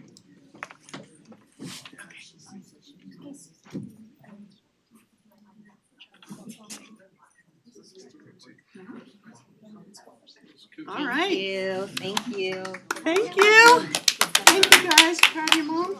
So proud. She's so cool. Thank you for doing Alright, so you actually I'm just gonna got sworn stay. in, you Yeah. can stay. Alright, while Ally is saying goodbye to her family, I think we still have a quorum sitting up here. So if anyone did have anything they wanted to say about the vote, I appreciate waiting till now so we could get her children home. So feel free. Right, I'll lead off. So I prepared some remarks that I wanted to share and explore anything towards the town board. But since the cat is out of the bag, I certainly support Ally and I'm excited to have her join, so you don't have to listen to me. Sorry. You'll hear me Sandy plenty of times, supports you and too many doesn't say times that, to you're count. joking. So, well in advance of the 2019 election, Ivy Poole, Jason Lichtenthal and I shared with the community how we would vote to fill the empty seat vacated by Ivy. The empty seat vacated by Ivy if she won the position as town supervisor. Very simply, we agreed, and there was certainly community buy-in, that we would appoint. Guys out in the hallway, if there's any chance to just move it to a dull roar, that would be wonderful, thank you. You can't because Sorry. of open meetings, you Go ahead. can't close it. Can't we close can't the do door. No, Jane, you Don't can't close the door. You can't close it for Open meetings. Thank you. I don't know if you have the both door open. I know, thank you. Sorry. Very simply, we agreed, and there was certainly community buy-in, that we would appoint the highest vote receiver who did not win the election. While these are very different circumstances today, we did this knowing full well that even if one of us lost, that it could mean not only one adversary from the election would win, but the appointed candidate could be on the board as well. This was not about politics because we agreed to pick any opponent knowing they were endorsed by the Republican Party. By default, it was going to be the other side. We did so because we believed, as I still do now, that is how you unite, that is how you build bridges. I still believe that in being open and picking the candidate with the highest number of votes, we send a message to the community that we were picking a person not born from favoritism, but who demonstrated a willingness to put him or herself out in front of strangers and neighbors alike. Most importantly, appointing as we did in 2019 demonstrated that words transparency and good governance meant something when there's action backing it up. Ultimately, I received 3,001 votes, Jason 2,982, and Lauren Levin, who was a runner-up, 1,821. In this most recent 2021 election, where the form-based code absolutely was a catalyst and galvanized voters to come out, and there was a benefit of 3 open seats for council as opposed to 2, Tara Castle received 2,637 votes and Andrea Sansaverino Galan 2,565. Lori Morton was the next highest candidate in that selection process for those 2 seats with 2,265 votes. Clearly, despite winning by a far wider margin and receiving more votes, the 2019 town board put community, not politics, first. Hands down, our open and resident first decision was the right one, period. Lauren Levin was and still is an amazing asset to our community, just as Ali Shemtab will be as well. And our decision to appoint her gave community confidence that they knew our plan to fill the seat wasn't born from politics. They also had the confidence knowing that our decision was not, certainly not at the behest of the Newcastle Democratic Committee, because we ultimately chose someone endorsed by the Republican Party. They are not, as some like to say or make them out to be, some Tammany Hall machine. In the span of less than 3 weeks, from the community being notified that Tara was vacating her seat to the town board, we are now appointing a new town board member. The town board has failed our community behind a closed door, secretive, non-engaging resident first process. Almost a local version of what some people might call 3 men in a room, or in this case 4. As I said before, just because we can do something doesn't mean we should. To that point, I want to draw everyone's attention to our meeting with the planning board back on September 20th of this year, only a few weeks ago. There we were discussing charrettes and ULI, which is the Urban Land Institute. And during that conversation, each of us had something to share that was central to our opinion and view on that process. While no doubt a significant issue, charrettes certainly pale, in my opinion, to picking a candidate or a person to represent your community. Vicky, you had said, and I'm gonna paraphrase, and if I don't say it correctly, I apologize in advance, but when we talk about vision, I think what's most important about inclusivity, and when we talk about vision, I think what's important is inclusivity and that vision. We have to have a process that the community feels respected. That was one of the things that was missing in the form-based code process. And whether I agree or not, that certainly is what a lot of people felt. The way that we go out to communities with people will be very important. We have to structure things in a way that we feel they were accommodated in a reasonable fashion. It has to be a careful process that can't be too fast. Chris, you had said, I don't want to go back 5 or 10 years and say we did something dramatic, and didn't have the very significant buy-in from the community about that process. And then both of you said something to the effect that it needed to be slow and thoughtful. Lisa, you said, concerning, again, not this topic, but the ULI, that interviews with 100 people is not enough. It wasn't a good cross-section of the town. And I share that with you, not as a got you, but if it was important enough to have that kind of interfacing and lack of speed and involvement in the community and allow the community to feel involved for a potential charrette process, just because we can do something here that's different doesn't mean we should. And that is why I think it should have been more of an open, engaging process. We are, I think, 11 days out from early voting, 22 days from knowing who the next candidate will be. I think if the shoe was on the other foot, if the evil, sinister, perceived as such, Democratic committee and Democratic candidates are in this same position, I think not only would everyone be upset here, and rightfully so, I think some of the loudest advocates, some we even heard from tonight, would be burning their vocal cords and wearing out their keyboards on Facebook because they were upset with what we did. Lauren Levin was absolutely the best person for the job. No qualms about it. And I am equally confident that Ali will be as well.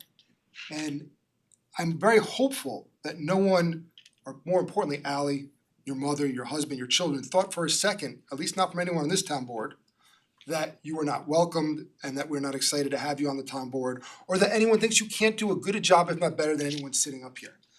Simply, I think all of us, without saying that, are in agreement, otherwise you wouldn't be here.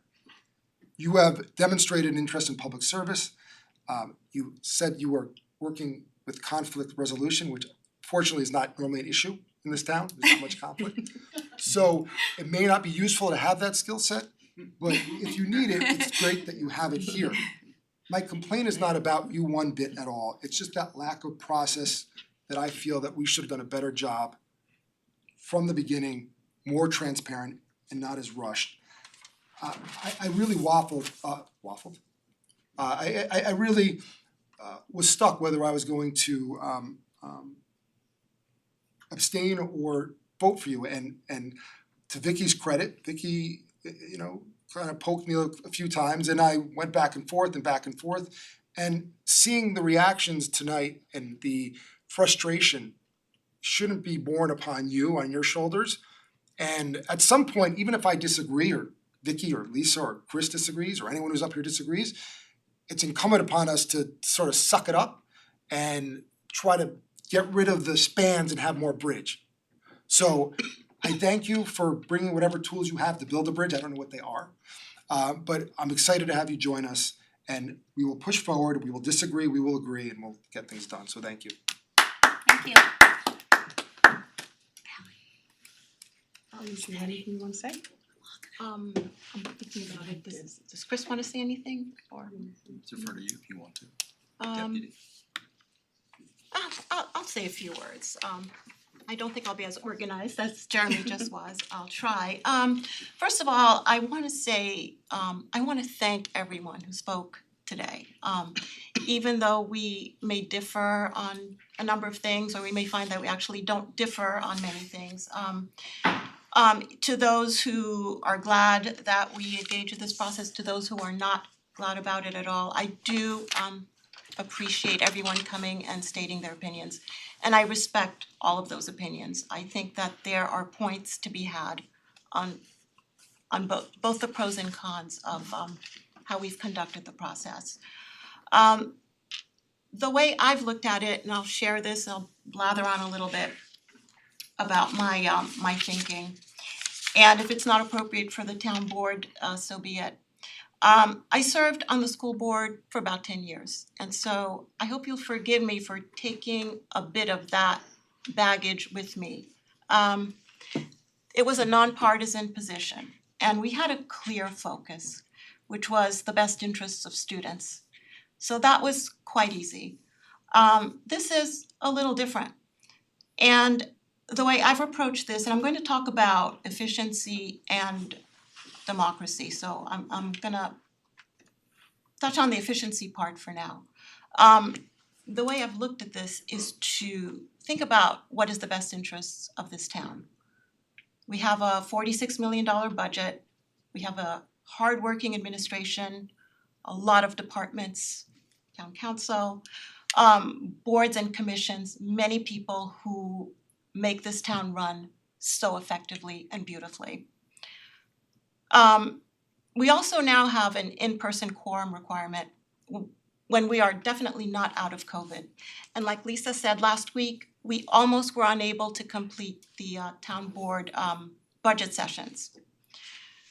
So we've been asked by a number of people to wait until the election before making the appointment, and that it would be more democratic. I see that as somewhat of a fallacy. As Lisa mentioned, there would be no election for this person. The real story here is who would get to make the nomination. Is it someone from Team A or someone from Team B? And that would require us to wait not just until next month, but until January to fill the vacancy. And the vacancy, and perhaps many other matters, could possibly be at an impasse. So the working of town government is my priority. It's not a game between Team A and Team B.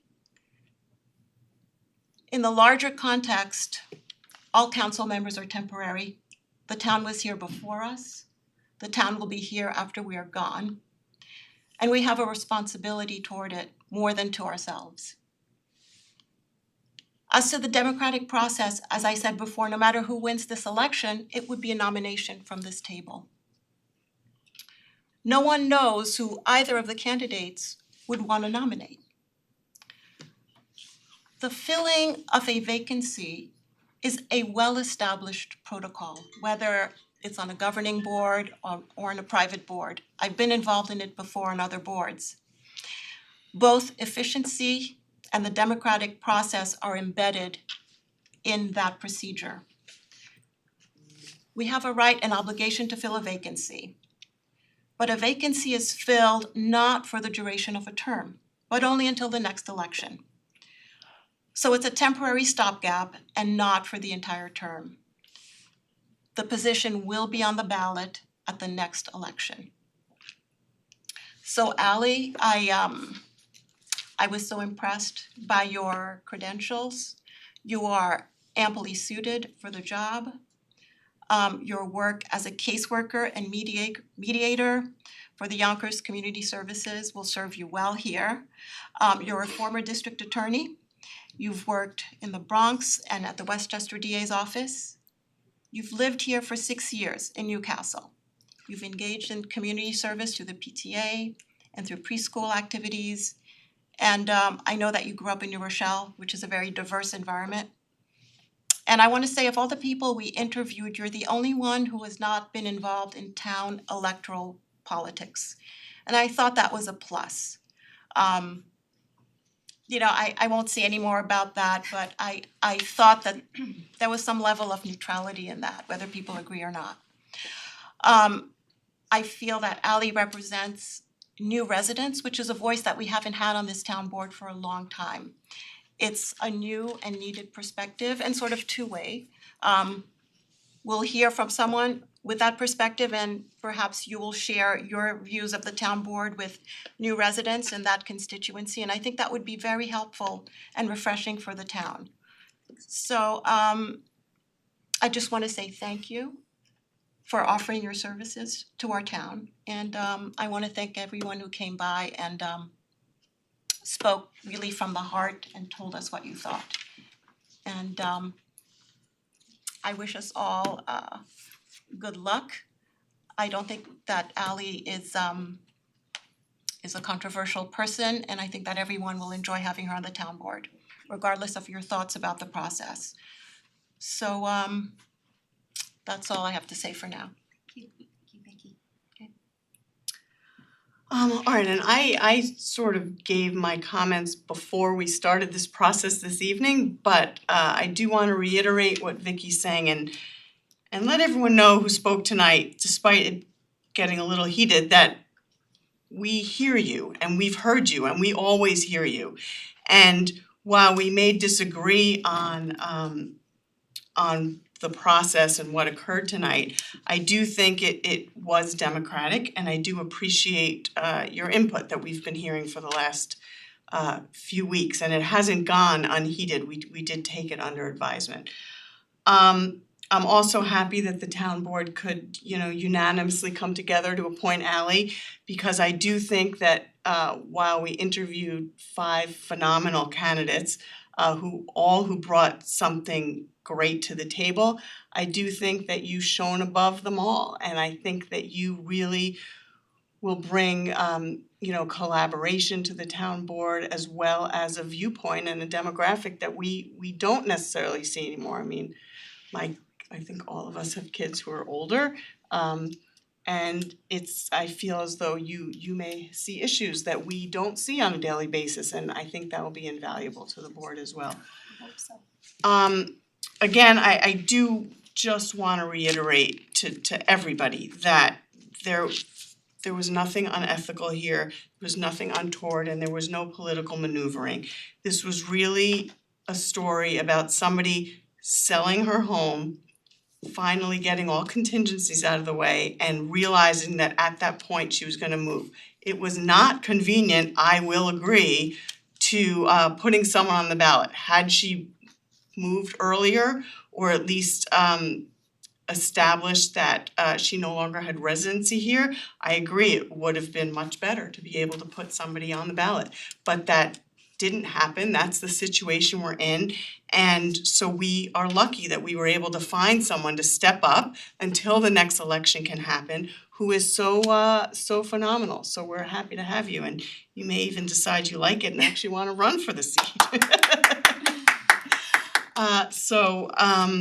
You know, that being said, I do want everyone to know that we are listening and we hear you, and we always want the town board to be a place where you can contact us with your thoughts and opinions, because again, as a famous resident said, it takes a village. And you know, we were elected up here to represent this town, but it's important to hear from everyone. And you know, one of the things we were elected to do, as happens in Congress and anywhere else, if there's a vacancy, there's an appointment to fill that vacancy until the next election, and that's simply what occurred here.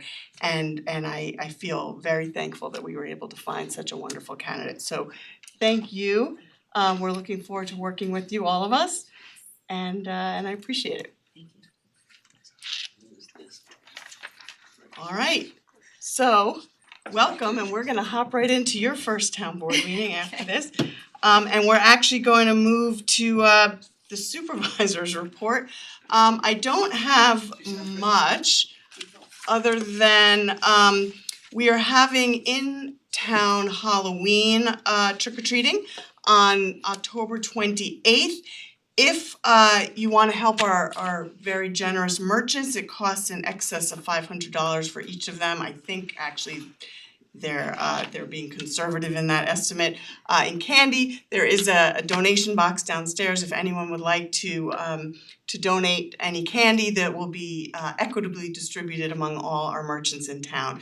So I just wanted to put that out there. Everything else you'll be able to read in the supervisor's report tomorrow. Community corner, we actually haven't had an in-person town board official meeting for a while, so I have a number of things to announce. First, these were already in the newsletter, but I want to make sure to say happy first birthday to Maya Marmon, happy 6th birthday to Ben Rubin, happy 12th birthday to Xander Wong, happy 40th birthday to Alexa and Matt Penziner, happy birthday to Councilwoman Victoria Tipp. Happy birthday to Dean H. Happy birthday to Caitlin Fishman, and happy 13th birthday to Marissa Goldfarb. Those already happened, but I wanted to make. Happy birthday. You said not to put it on the sign, not the. Definitely not. It was not on the sign. Sure. So I just wanted to get those out there. And then also, these have not yet occurred, but we want to wish a happy 7th birthday to Samuel Modamedinia. Happy 11th birthday to Jai Tripathi. Happy 6th birthday to Juliet Hollick.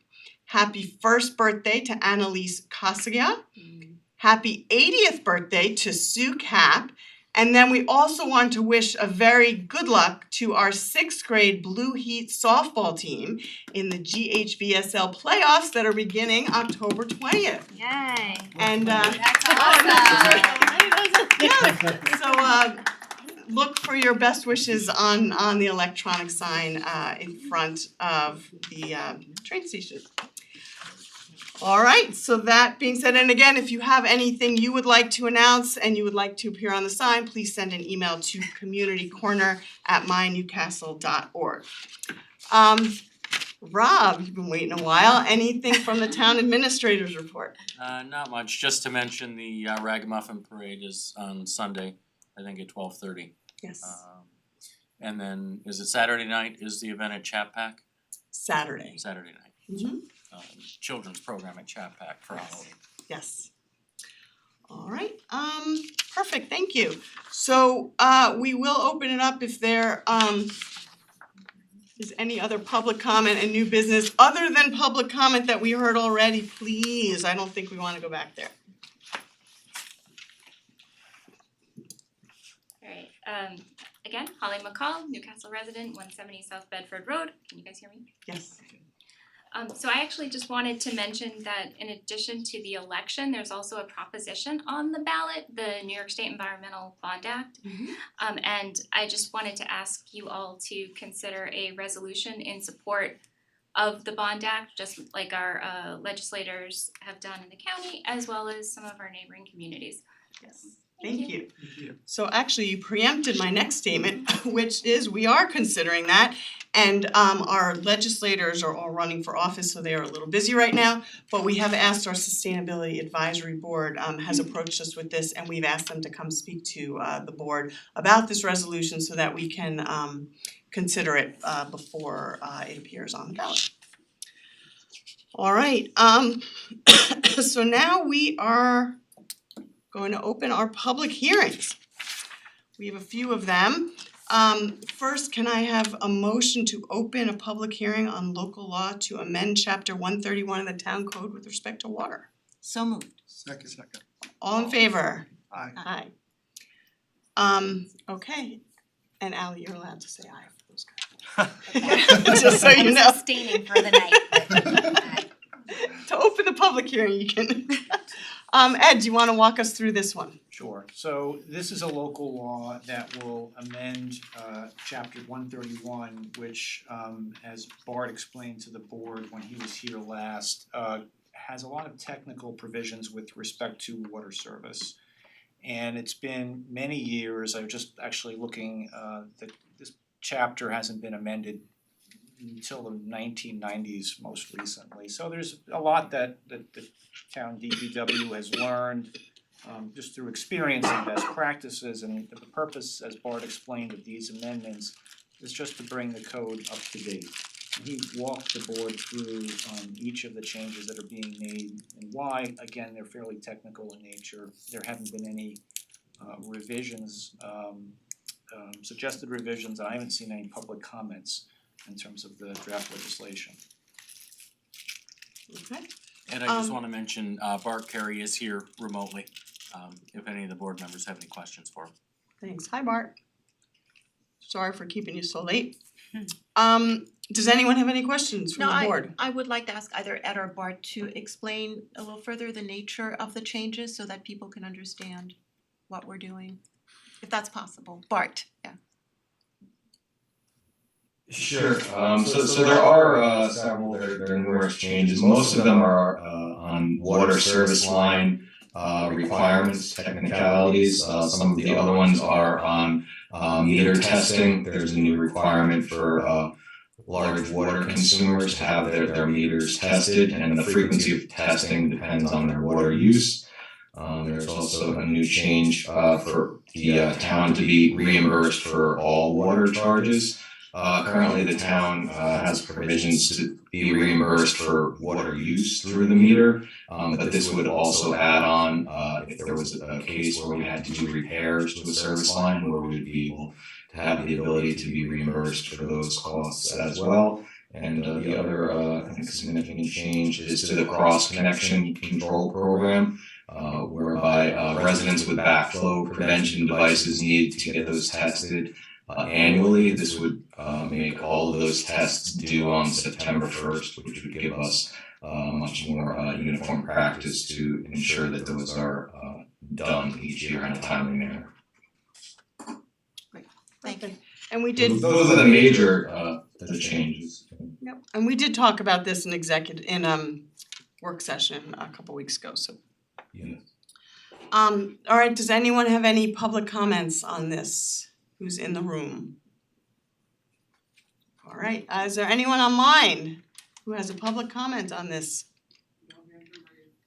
I'd be shocked. Do you have a comment on this? Question. Oh. See, the back. Wait, please wait to just state your name. Bob Fleischer, 88 Oak Hill Road, Chappaqua, New York. The backfill testing, how often are we supposed to have been doing that now? Once a year. Once per year, yes. That's the current law. Yes, and that's actually a Westchester County Health Department law, and us as the local water purveyor are charged with enforcing that. What is the estimation of compliance of people who test their backflow once a year?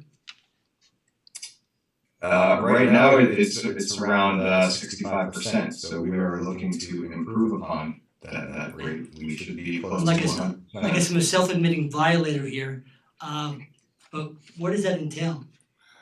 I have no idea what it means. I think people should understand what the law, covers. If they're coming So- from somebody. Yeah. So we send out letters, you should have received one or more letters, we send out first notice, second notice, third notice, and right now, it's an annual test and there's kind of rolling due dates based on when you did the last test. So by having them all due on September 1st, that will help us in our administrative efforts to see that these tests are done on time. So the backflow prevention devices are usually at residents that either have a fire sprinkler system, a lawn irrigation, or a swimming pool. And it's part of the state health law, and then it's the county and the town as well. So it's a requirement that needs to be fulfilled. So for people who just had normal water service, they don't have, it's not a requirement? Correct. Yes. Okay. These devices are I usually. take back my admission of guilt. But the takeaway is, don't ignore mail from the town. Right. Okay, thank you very much, I appreciate it. Thank you. Thanks. All right, so seeing no other public comment on this, I think we can just close this. So can we have a motion to close the public hearing? I move to close the public hearing. Second. All in favor? Aye. Aye. All right. So now, does anyone want to move to open the next public hearing? I move to open up public hearing on Article 102, amend Chapter 102, Article 4 of the Town Code relating to new sewer connections. Can I have a second? Second? All in favor? Aye. All right. Wanna talk to us about this This one is- thrilling one too? This is a one-pager, this one's relatively simple. This is an amendment to chapter 102 sewer connections. So from time to time, the town will process applications to new applications to make a new sewer connection. And when those applications That's for a private home who wants to connect to our sewer system. Correct. And when those applications come in, there's some cost that the town incurs diligencing the application. And in other contexts, especially land use applications, the town code makes an effort to have the costs associated with that work follow the person who or entity that's asking for the benefit, so that the cost is not spread out among all taxpayers, it's just the person who's gonna benefit from the request. That's what this amendment does. So and we don't have anything in the code right now that allows for that. This adds language so that any costs that are associated with processing those types of applications will be charged to the person asking for them. And what typically would the cost be? They're nominal, but they're not nothing. It's not something that the town really should absorb. Right, and I agree other taxpayers should not bear that burden. $1,000, it's not tens of thousands, but it's not trivial. Alright, thank you. Anyone have any questions for Ed or Bart on this? Nope. Okay, Thank any public comment? Rob? Alright, anyone online have a public comment? No hands are raised. Okay, that's not surprising. So being that there are no public comments on this, we'd like to entertain a motion to close this public hearing? I move to close the public hearing on local law to amend chapter 102, article 4 of the town code. Can I have a second? I second. All in favor? Aye. Aye. All right, We're a little slow. and yes, that's okay. We're going out of order. No, we're not. No, it's not. And then the next one is we're gonna have I'd like to have someone make a motion to open a public hearing on the local law to amend chapter 65 of the town code with regard to filming. So moved. Second. All in favor? Aye. Aye. Rough night. All right, Ed, you wanna talk to us about this one? I'm glad to. So once again, an existing chapter of the town code that has long had an exception, let me back up. So filming at a residence is a permitted activity, but it requires a permit from the town to make sure that there are no impacts on neighbors or neighborhoods. The code right now creates an exception for still photography, and what as the town administrator, I think explained at the last work session when we discussed this, history and recent history has shown that exception may not be advisable. That still photography can be impactful on neighbors and neighborhoods because it often involves an entourage of crew and support. And there are parking and traffic issues, and we heard a resident at that work session explain what his experience has been with that with a neighbor. So this amendment would remove that exception, and so that a resident who wanted to engage in that activity would have to apply for a permit. And the permits are limited, so there are only 7, you can request a film permit 7 times a year, so that you can't turn your home into a movie studio. It's limited, so this is to bring still photography into the fold, into the world of requiring a permit. Right. Now, again, just we discussed this at the work session, but this is not meant to pull anyone in. You wanna go take pictures of birds at Gedney Park, you will not be required to have a permit, correct? Can you explain just the difference so that people understand? Yeah, I mean, it's a private photography like that, even graduation, birthday party, that's not what this is getting at. This is the professional crew that comes in and uses your house or your property for a shoot. Or public property too? Yeah.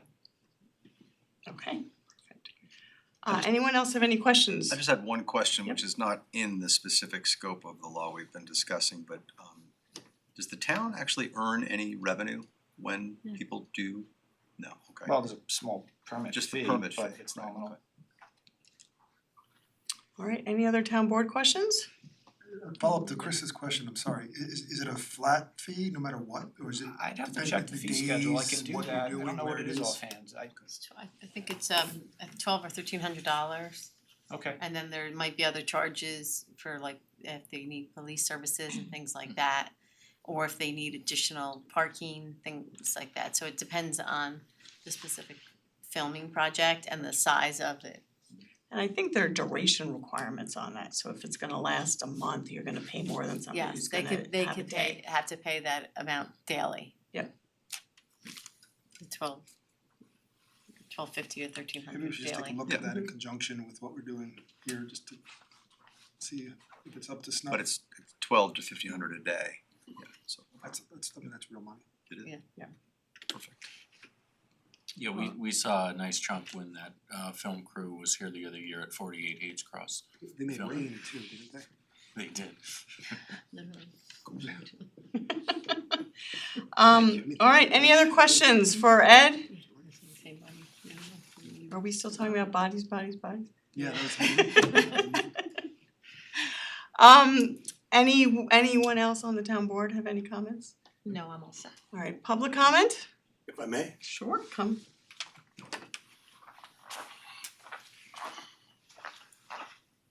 My name's Tom Kalish. I live at 48 Overlook Road.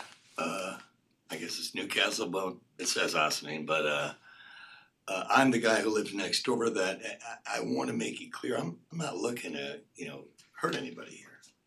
But these photo shoots are not, these are like Prada, we're talking massive, 20 trucks, 2 days, 100 people. So, there is a sense of what is an overkill and what is a not overkill. And I was hoping the neighbor would be here because I think fairness is the way to deal with this, not just knock them out. They had one photo shoot where there was a person in charge of taking care of the nonsense. It went great, but that was 1 out of 15. Without that person there, it's I have images I could give you. It's just overbearing and totally sets you off where you're living. My question for y'all is, the board, this is what the proposal is to make photo shoots that are, these types of photo shoots, the same as filming, and there'll be 7 of those per 12 months, which is pretty fair. I'm gonna just suggest to the board they look a little deeper look and, you know, there's big and there's not big, there's offensive and there's not offensive. And, you know, I do know that this couple is later on, they don't have jobs. I'm not saying how good or bad they're doing, but I know they rely on that revenue and I'm not looking to cut their feet out. It's just not what I'm here. I'm just here for a little mutual respect when this goes on. So for you guys, what's your, I don't know the process by how you do that. I heard this is now being, you brought it up. When do you vote on it? And do you give them a chance to talk? So my thought on this would be, given that there's another party involved who might wanna speak, we'll definitely leave it open at least for a week for comments, for written comments. From them? Yes. Good, I want And that. then they can choose to comment or not.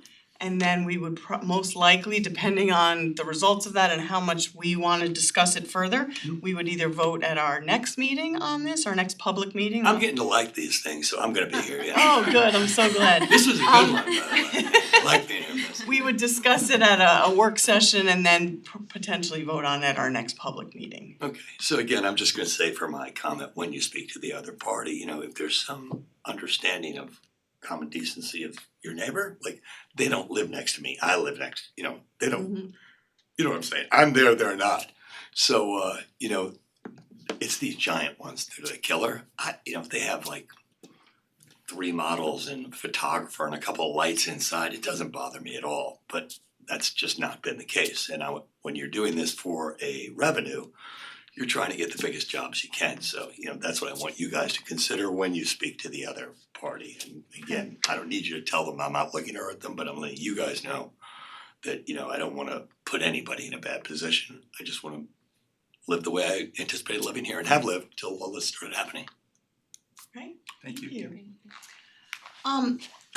Correct me if I'm wrong, Ed, doesn't it say something in there that it's in a manner that would disrupt your neighbors? It is. There's another exception, and that's for when it will not result in temporary adverse impacts, light, noise, vibration, odor. So when it's of a scope that does create those types of impacts, then you. That's when they need the permit. So to your point, if it's, you know, 2 models and a camera inside the house, that's not gonna, unless they have 50 trucks following them, that's not really gonna necessarily be in a manner that would disrupt your neighbors, reasonably disrupt your neighbors, so they wouldn't need a permit for that. To your point, there are very few for hire shoots like this that are that. Those are usually Right.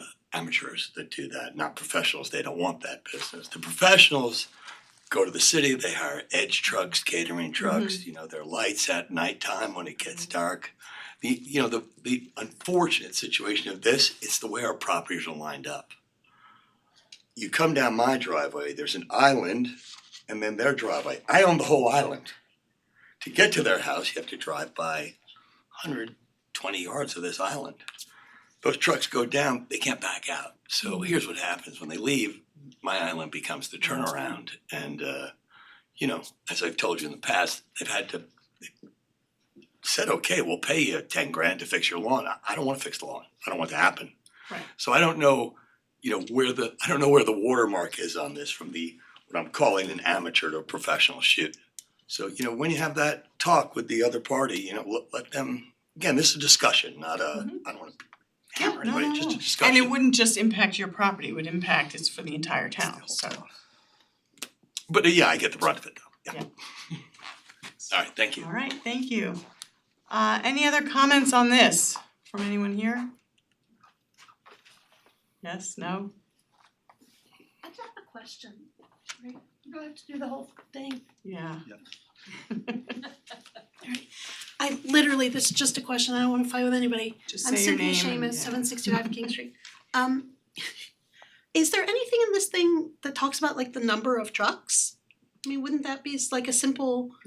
No, it's not quantitative like that, and I don't think it really could be. Isn't that kind of the source of the issue though for this gentleman? Well, trucks are, but I'm not sure if you could reduce it to a number and make it just a, you know, simple count the trucks and know if you're Yeah. disturbing your neighbor. Is there a way that you could do like like tiered permit structure maybe? You know what I mean? Like I have some experience in this so that's why I'm bringing it up. Is like, could you tier it so if the vehicles on site are, you know, fewer than 5, then it's this, but if it's 5+, or if the tonnage of the vehicle is exceeding this, I don't wanna make it super complicated, but it just seems to me like, you know, the argument could be, well, there's no odor or whatever, but they're still tearing up the property. Yeah, well, I'll tell you that when someone comes in for an application, they have to provide a fair bit of disclosure. And if the disclosure isn't adequate, questions will be asked. And you know, these types of questions will get asked and answered. And you could have a parking plan, you could have different mitigations. We talked about you know, you might need a police officer to deal with so all of those things get considered. It all depends on what we see on the application when it comes in. Got it, okay. I was just more like asking, can you sort of tier the permitting? I mean, I can say that I have a shared driveway too, and this has never happened to me, but if one truck blocked it, that would be a temporary adverse impact. So I don't think you could do a quantitative tiering, right? Or, you know, one flatbed truck would potentially create that, whereas 3 or 4, you know, pickup trucks probably wouldn't. I'm not sure it'd be practical to do that. And there also could be a situation where maybe there are no trucks, but there's significant lighting or sound that Well, it has is to get gonna. there. Generators. Well, right, but I mean, it doesn't need to. Generators. Yeah, or generators where it doesn't need, maybe the trucks are just dropping off and leaving, but there Right, could but be that's other the- things that are impacting neighbors, so. The dropping off and leaving though is kind of a big deal. Like I don't when mean to you're- crosstalk, but that is the big deal, you know, That's the big the vans with the models are, you know, they're all day Right. during the shoot, you know, 3 vans constantly rotating people and No, not at all.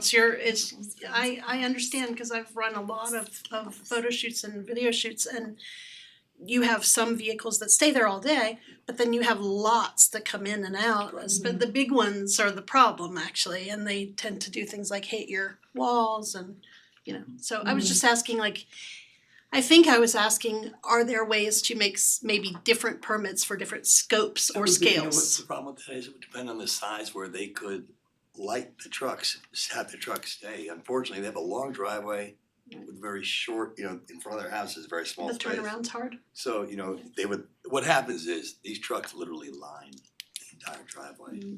Then what happens at nighttime is it gets night, they need to see, so they put these giant spotlights out. Which unfortunately, they have no choice but to aim at my house because they can't aim in at the shoot. And I know they're not doing it on purpose, that's what they have to do, but you know, it's, you know, I'm looking at my benefits and my non-benefits, I don't have any benefits Right.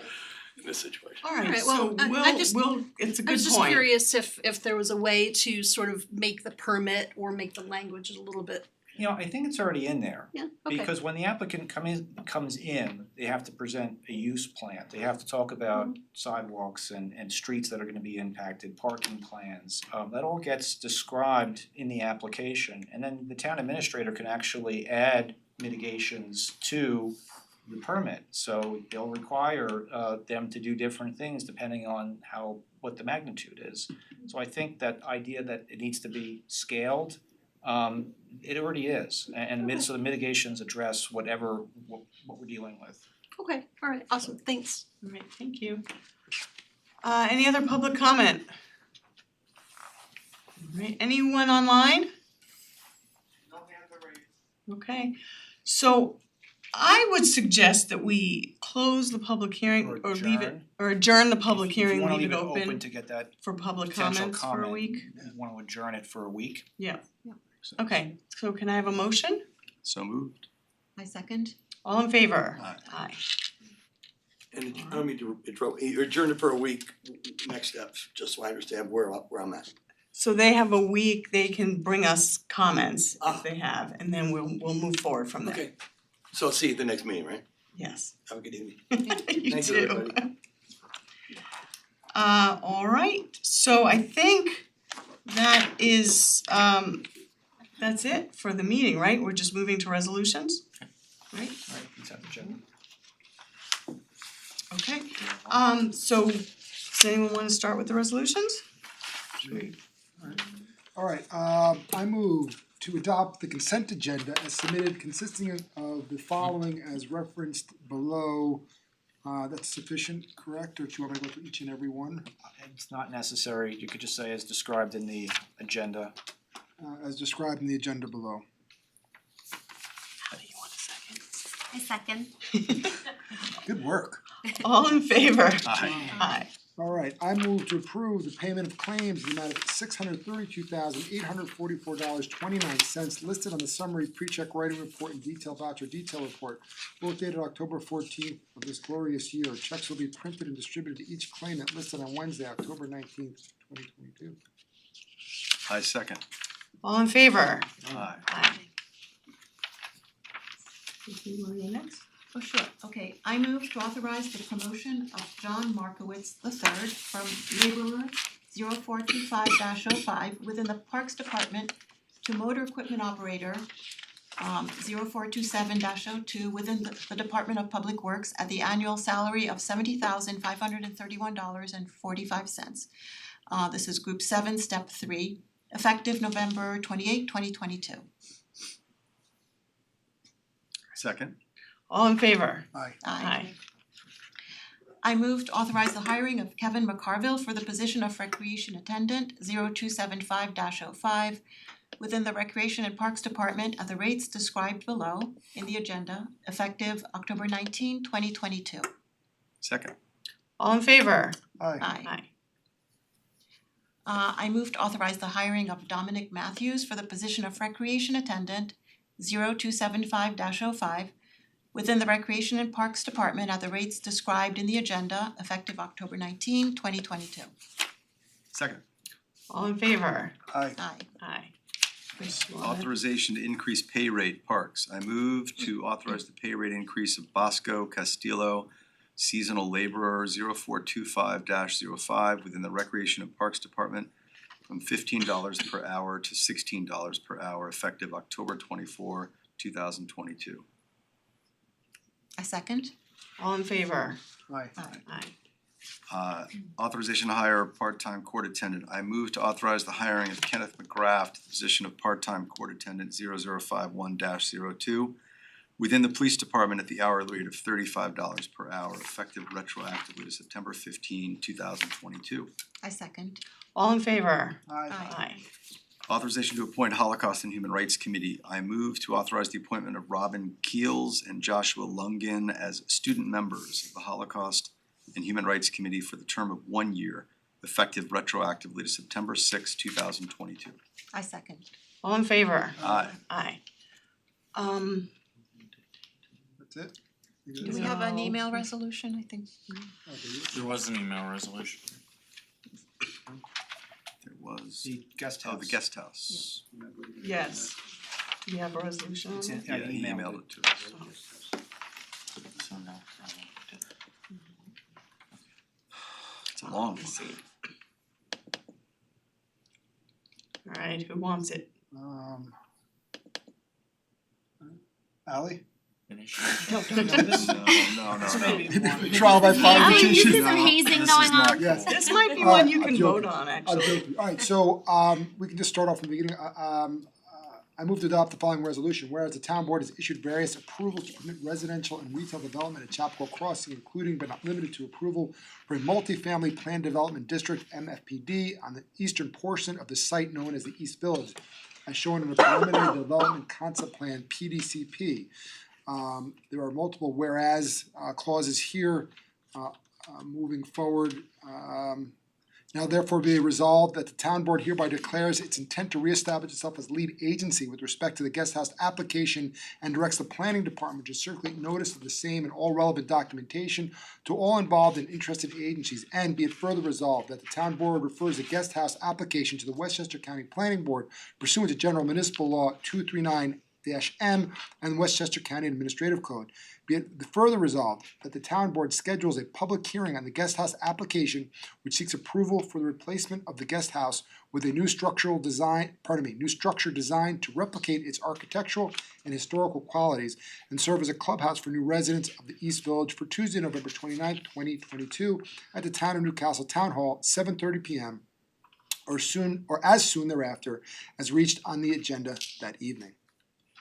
Second. All in favor? Aye. Aye. Move to Alright. adjourn? Is that it? That's it. Can I have a motion to adjourn? I move to adjourn. Second. All in favor? Aye. Aye. Alright, thank you, everybody. Okay. And welcome, Ally. Thank you. Alright. Trial by fire. Sure. Ally, you think you had a bad in criminal court? Welcome. So this is Ed, our